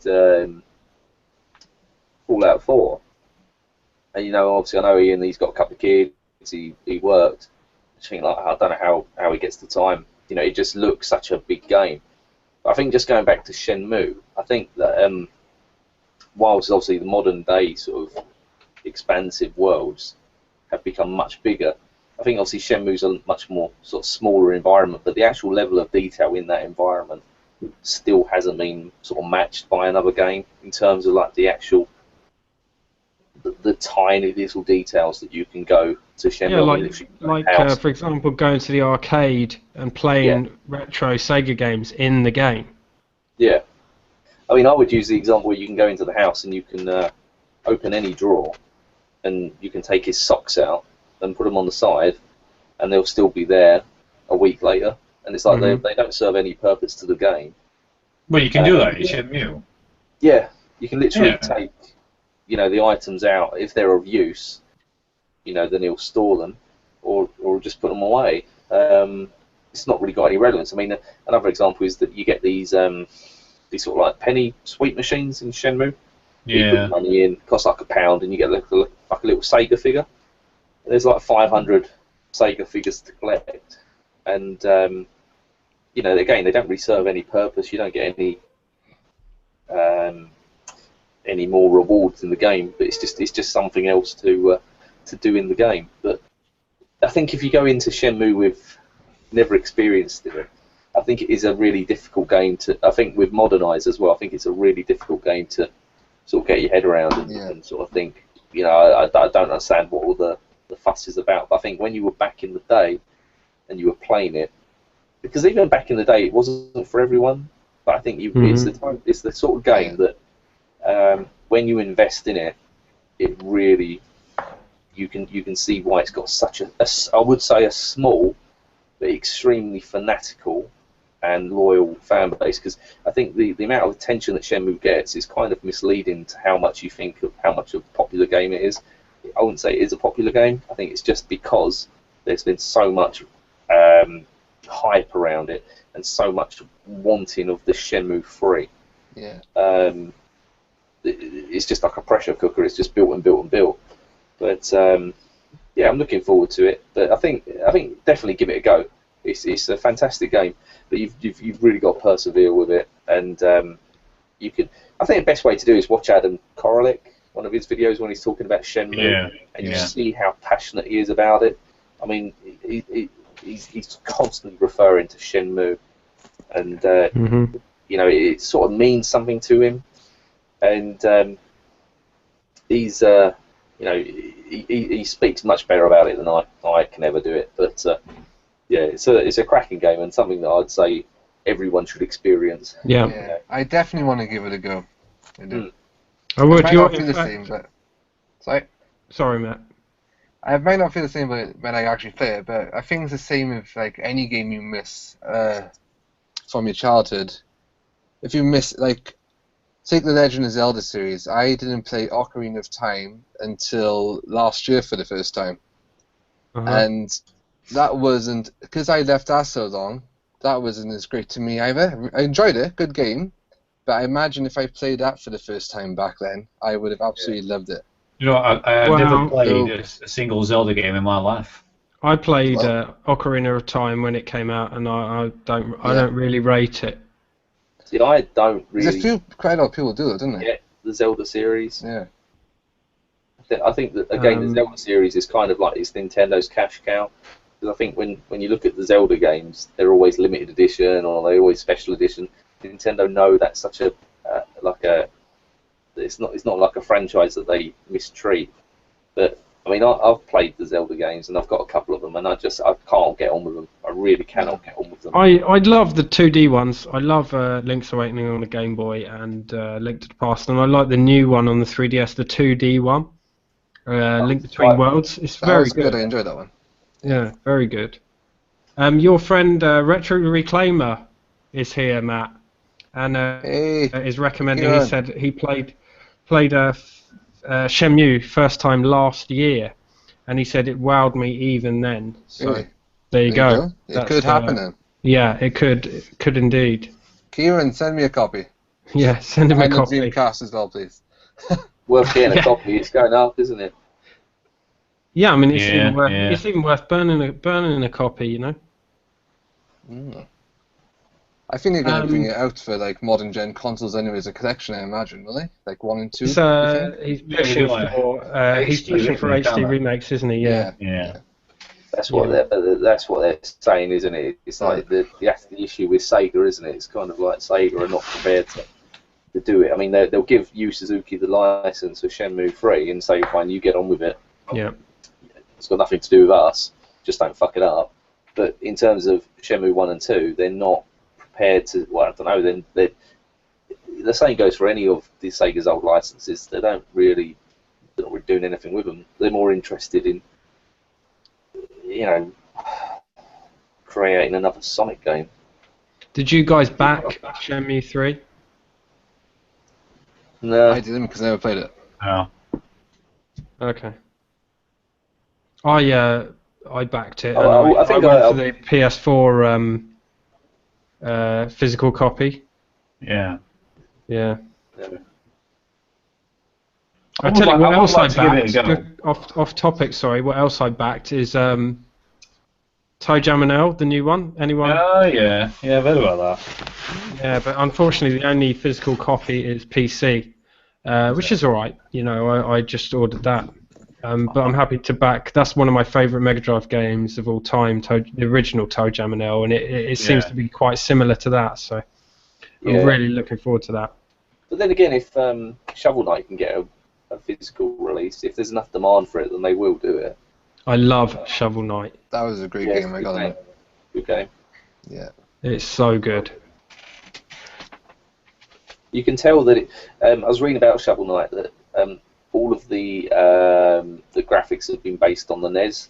So effectively, you could actually port Shovel Knight to the NES without too much issue. No way. The only thing that they've got in it that the NES struggles with and they'd need to downgrade is like the parallax scrolling.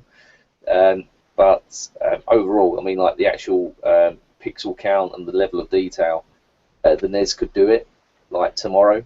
I bet someone will do it. Yeah, quite possibly. Yeah. But all of the music has been developed like using the sort of like the NES chip base, and it's really designed for the NES. So it's you can tell that a lot of love has gone into that game, and it's been developed by people that love retro games. Because I know obviously people talk about the manual with Shovel Knight, don't they? They say it's a real manual. You know, it's fully colour, all glossy, and you just don't get that anymore. Mhm. But yeah, I will. If you buy a Dreamcast, I will send you copies of Shenmue. Ooh. Deal. I'm gonna find it hard to say no to that. Exactly. It's out on the Shenmue 2's out on the Xbox as well. If you wanted the English version. Obviously, the Japanese one's on Dreamcast and Shenmue 2. How much can you pick up a Dreamcast for these days? 20 quid. 30 quid, 20 quid. Well, for that price, you know. Yeah, exactly. No brainer.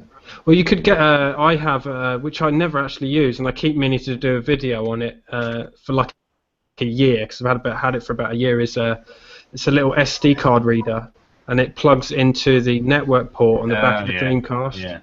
Yeah, and then you can just download ISOs and bang, you're away. And it only cost me like 20 quid. Well, I'm going to Cardiff Comic Con tomorrow, and they usually have some retro video game stalls and old consoles, so I might have a look there. You'll see. Awesome. Yeah. Here's a question, guys. What is your most treasured item in your collection? Or we could say most valuable. What, game or hardware? Or anything? Could be either. Mega Drive or anything? Or... Anything. Well, I think you all know what mine is. Sonic 2.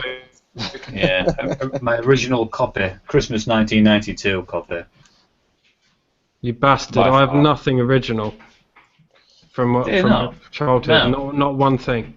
And I know Matt's got loads as well. I And I'm have so all mine, jealous. yeah. I still got them. They're right next to me now, actually. Do you, I'm not trying to rub it in, sorry. do you sell them off? Yeah, of course. Sell and trade?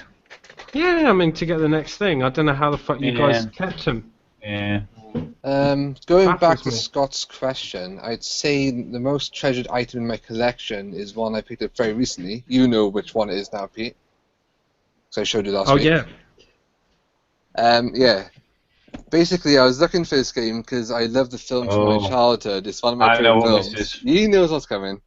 And this game goes for about £100 on eBay. I was looking. Then I randomly checked last week, and it was up for $34.99. And that is this one by here, Three Ninjas Kickback. So I absolutely love the series, and I just wanted to pick up this game. And when I saw it so cheap, I thought, yes, go for it. And it's in great condition. Is it a good game though? It's not the best game in the world, but if you're a fan of the show, it's not too bad. But I played it on Everdrive. nostalgia reasons, I just wanted it. Mm.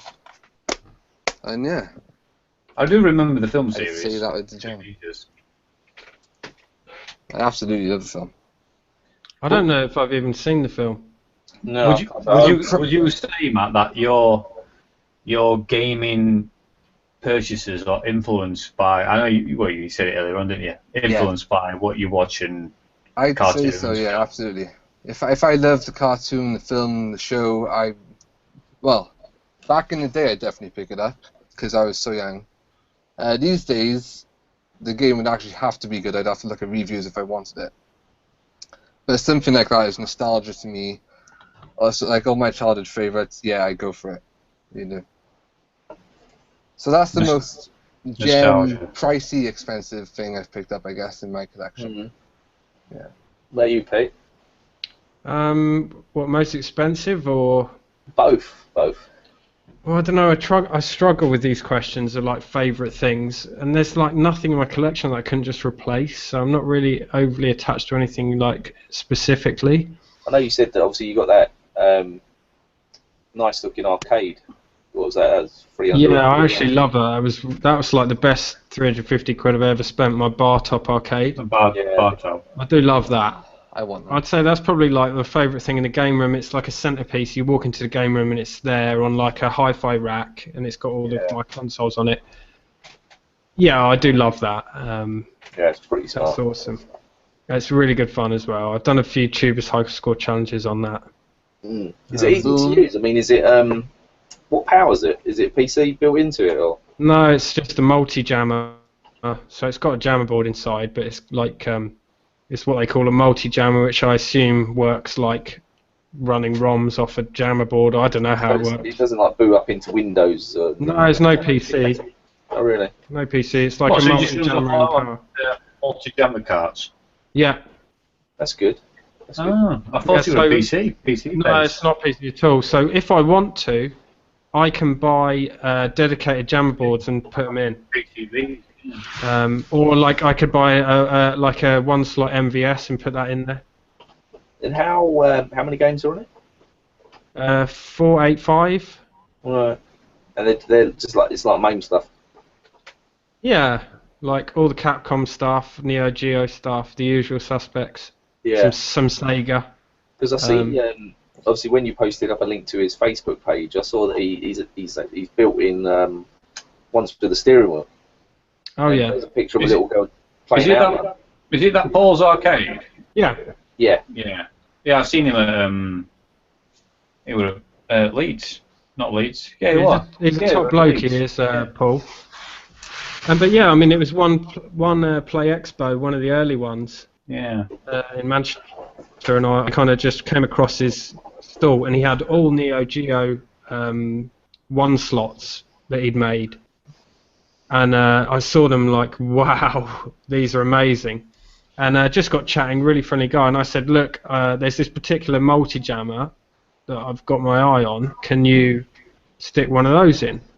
And he said, yeah, and then like 2 months later, he built my cab, and it's all custom. Like choose the color and the T-molding and everything, and color of the buttons, and do I want them to light up? And he did me a special Cadillacs and Dinosaurs marquee. So that's like one of my favorite arcade games. And he'd like design the artwork and everything, and yeah, just chuffed to bits with that. It's fucking awesome. How long have you had it, Pete?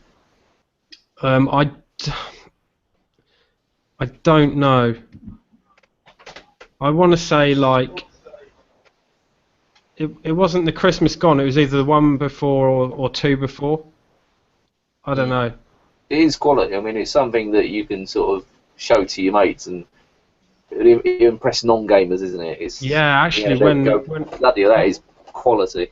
Yeah, when it first turned up, like few of my mates, we had a session. They're just glued to it, you know. Yeah. It looks quite tight, like for two people. It looks like quite a tight space. No, it's alright actually. It's not too bad. I mean, it looks it, but it's fine. It's alright. What is it? Is it probably about 40 centimeters or so? Or? No idea, mate. No. I was saying when I got mine. In fact, I was going to tape measure it. It is between two joysticks, 11 inches.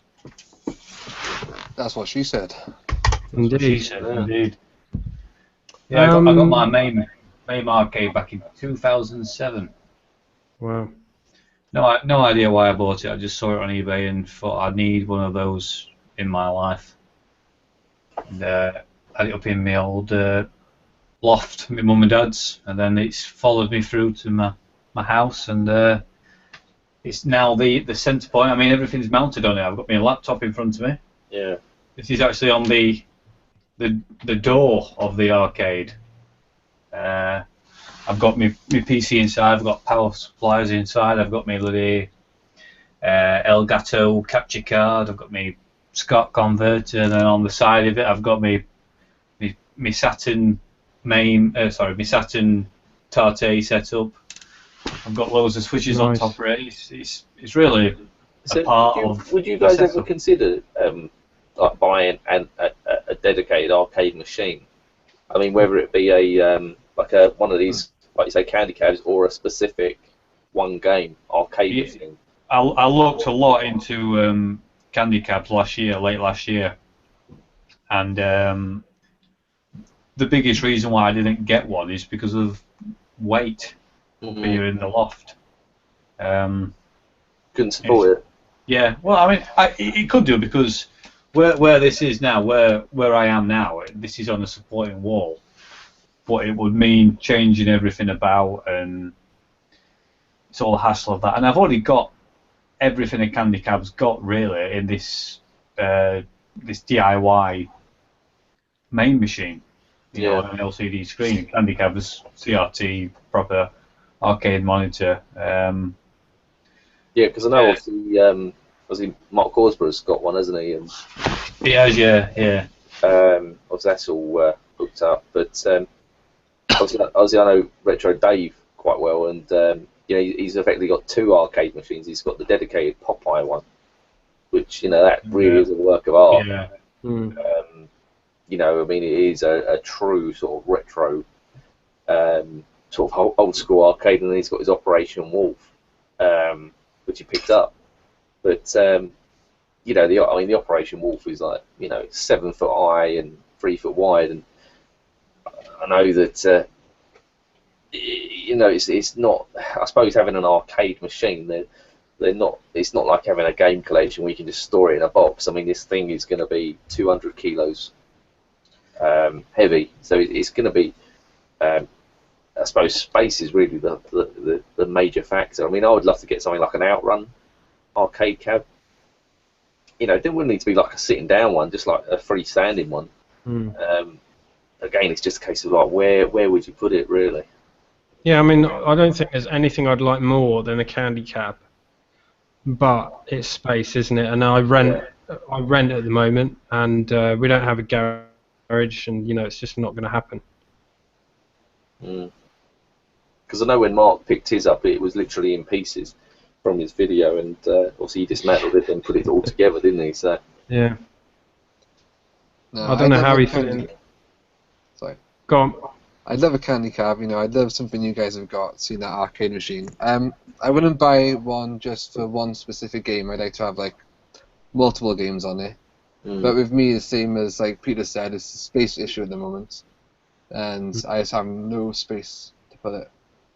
However, one day, when I get my own place, try to get my own games room, definitely a possibility then, I think. I think it's got to be done. Yeah, but like I think what Pete's got, the bar top arcade. I mean, they're a fantastic alternative, really, aren't they? Great compromise that is. Yeah, I mean, what's it actually being viewed on, Pete? I mean, like monitor-wise, is it It's LCD, I think. Just an LCD? Is it like a tablet or just a flat screen? Or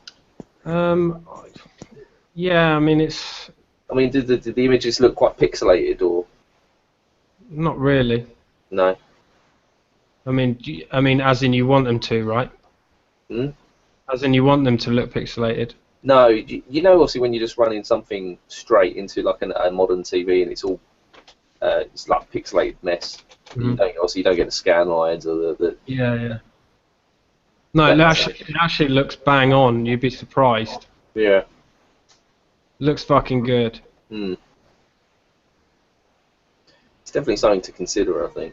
Yeah, it's money well spent, man. I mean, at the time, I tell you now, it was actually 2.5 years ago, because I remember, because I've lived somewhere for 2 years before this house, and I had it in the house before that, so it's at least 2.5 years I've had it. Yeah. But when I went to buy it, it was I had the money saved. I had 350 quid, and I was like, right, I'm going to buy a PS4. Went to Play Expo, saw these cabs, and I was like, fuck the PS4, I'm buying one of these. And I'm so glad I did, because I only got a PS4 like a year ago now. And, at the time, there's nothing on the PS4 I wanted to play. Yeah, I mean, I'm just so glad I spent the money on that instead. How much did the cab cost you? 350. 350. Yeah, and one of my mates picked it up for me from Manchester. So it was that's not a bad figure at all. I mean, obviously it's still a fair chunk of change, but it's not a huge amount of money. Yeah, not it's at all. not unreasonable to consider picking one up, is it? It's not bad at all, really. Yeah, definitely. Right, guys. Unfortunately, I've got to go in about 5 minutes. I've got a pizza waiting for me downstairs. Yeah, well, thanks for joining us, Russ. Yeah, Fresh undoing. I think we'll probably wrap up fairly soon anyway, guys. So thanks for sticking around. No, it's been good. I like to talk about Sega. I've enjoyed it. Well, I talk about anything really, but That's it. Yeah, it's been good. Enjoy your pizza. What you got on your pizza? I think it's just cheese. Good choice. Good old cheese. You can't go wrong with a bit of cheese. I think it's cheese anyway. I'm just Domino's or Pizza Hut. No, it's just Asda, I think. Just supermarket job. I've been informed from downstairs that By the there boss. is pizza ready and waiting for me. So it's been good. I've enjoyed it, guys, and thanks for having me on. Yeah, you're very welcome. Appreciate it. Nice to chat to you, Scott. I don't think I've ever spoke to you before. No, you haven't, mate. We've done a trade, haven't we? Well, I sent you. No, you bought Rage Racer, and there was a couple of other games as well. Was it V Rally as well? Yeah, that's it. Yeah, those are the ones. Yeah. Currently playing them at the minute. Yeah.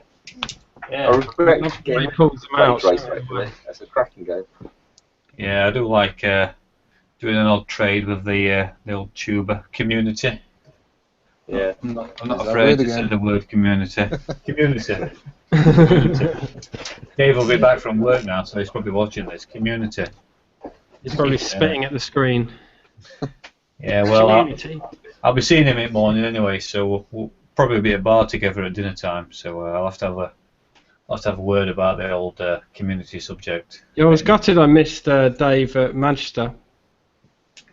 Yeah. I mean, I only saw him a few minutes myself. It's not big into it at Manchester. You just kind of get split up and.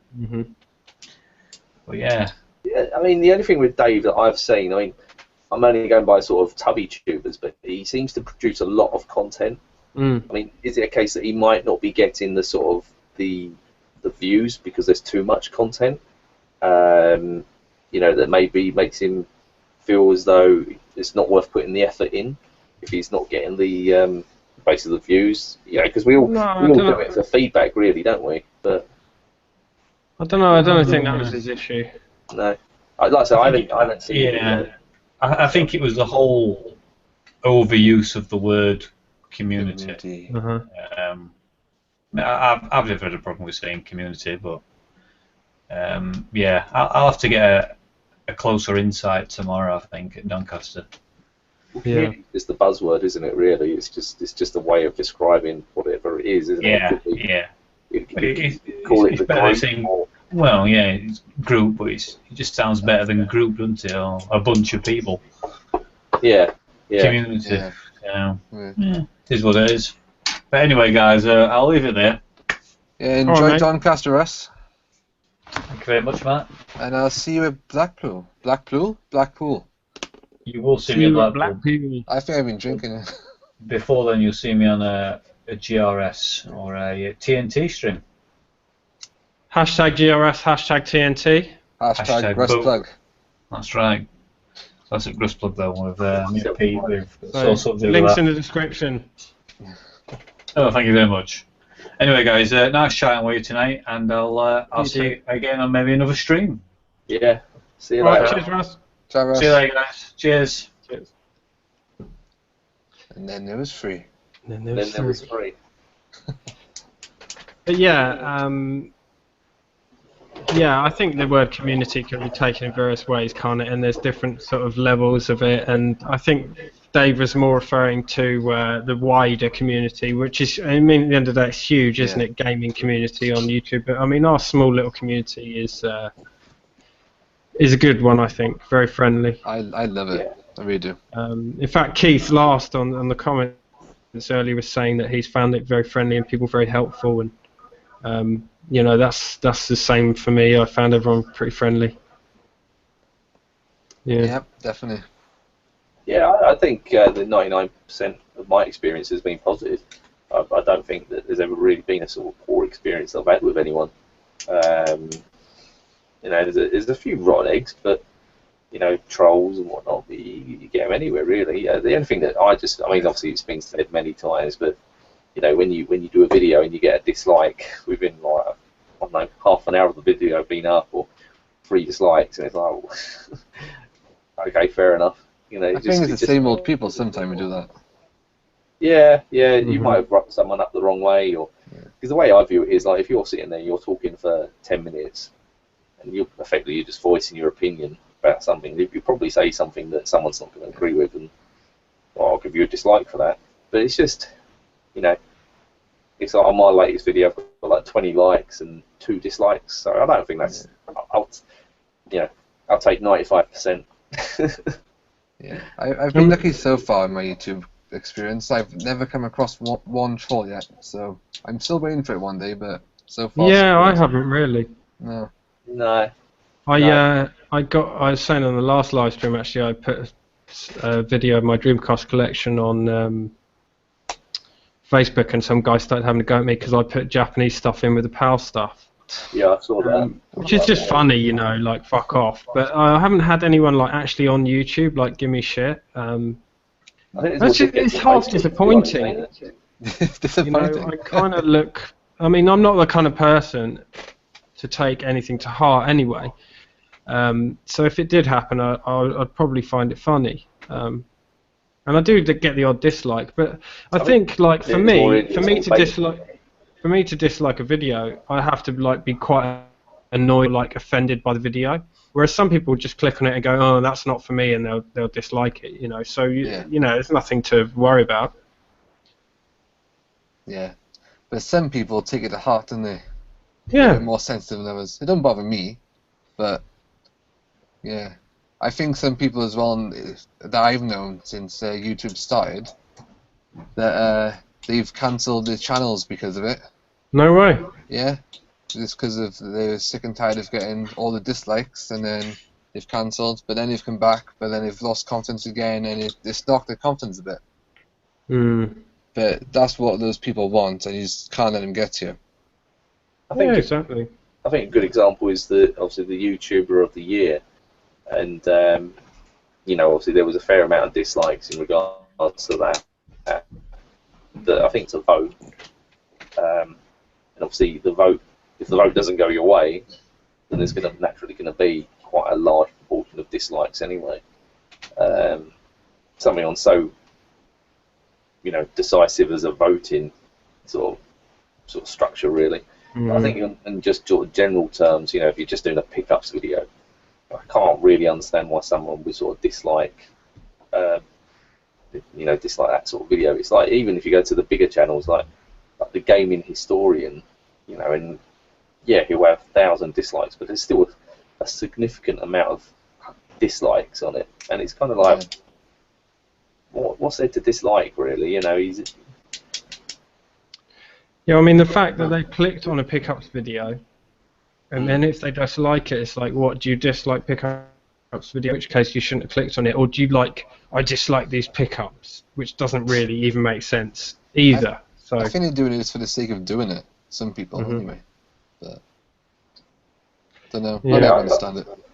I think you just summed it up perfectly well there, Matt. I mean, I think it's just a case of doing it for the sake of doing it, really. Yeah. I don't think there's any. I don't think that sometimes there is even any meaning behind it, apart from, they might not like. Do you guys think there's like a need for a dislike button? Because I can't see the need for one. I can understand the likes. You see like how many people really enjoyed the video, but the dislikes, it seems really negative to me. So I think like YouTube could do with getting rid of that. Well, you can disable it if you wish, You can you? Oh, yeah. I didn't know that. Yeah. Dislikes and likes, isn't it? Yeah, you dislike both both. On the video, so you wouldn't get either. I'm going to keep them there. But anyway, if you get dislikes, YouTube treats them exactly the same as likes. It's just activity on your video. Right. So the more dislikes you get, the more YouTube will promote that video anyway. So yeah, apparently so. Well, in that case, dislike away. Exactly. It's just they're essentially doing you a favour. Yeah. So fuck it. Yeah. Yeah. Anyway, guys, I think we should maybe wrap it up. We've gone on for a while. Indeed. Thanks for having me on, guys. Really appreciate it. Yeah, but thank you very much for coming on, Matt. No problemo. Been a pleasure. Catch you at Blackpool then, Pete. Yeah, I'll definitely catch you at Blackpool. Yeah. Scott, any final thoughts? No, if you're ever down south, Matt. or east, I guess. Yeah, or east, effectively, isn't it? Whereabouts are you, Matt? South Wales. Whereabouts? Video area. You are? You hear me? South Wales, Caerphilly. Caerphilly? Yeah. Yeah. You know it? Not really. We went on holiday to Wales last year, but it was more sort of mid Wales, Aberystwyth, all around there. Right. But yeah, love Wales. Beautiful country. I gotta admit it is, yeah. Yeah. A lot of people say they'll come here. When you live here, you just take it for granted. Yeah. But like, yeah, you can moan about the weather, but it's a pretty nice country living. I gotta admit, for the hills and the valleys. Yeah. It's like my mum is Scottish, and it's like you'll be driving down the country roads, and sometimes you'll just want to stop and admire the view. Really, it sounds cheesy, but it is sometimes like that. And Wales was exactly the same. You get that, like you say, it's not very mountainous, but it's more sort of it's the valleys and the hills, isn't it? Yeah, and you've got the horizon and the sea, and it's beautiful. Yeah, where I live, there's loads of like countryside to go walking and stuff like that. The views you get phenomenal. So, some people always say they want to emigrate abroad, but for me, I want to stay all my life. Yeah. Good place. We've got various comments saying great session and yada yada, and I won't go through them all, but yeah, thanks everybody for watching. Yeah. Much appreciated. And yeah, I don't know the question, when's the next one, we don't know, but we'll keep you guys informed. I think we try and aim for a monthly thing, don't we, Pete? Yeah, we do roughly, yeah.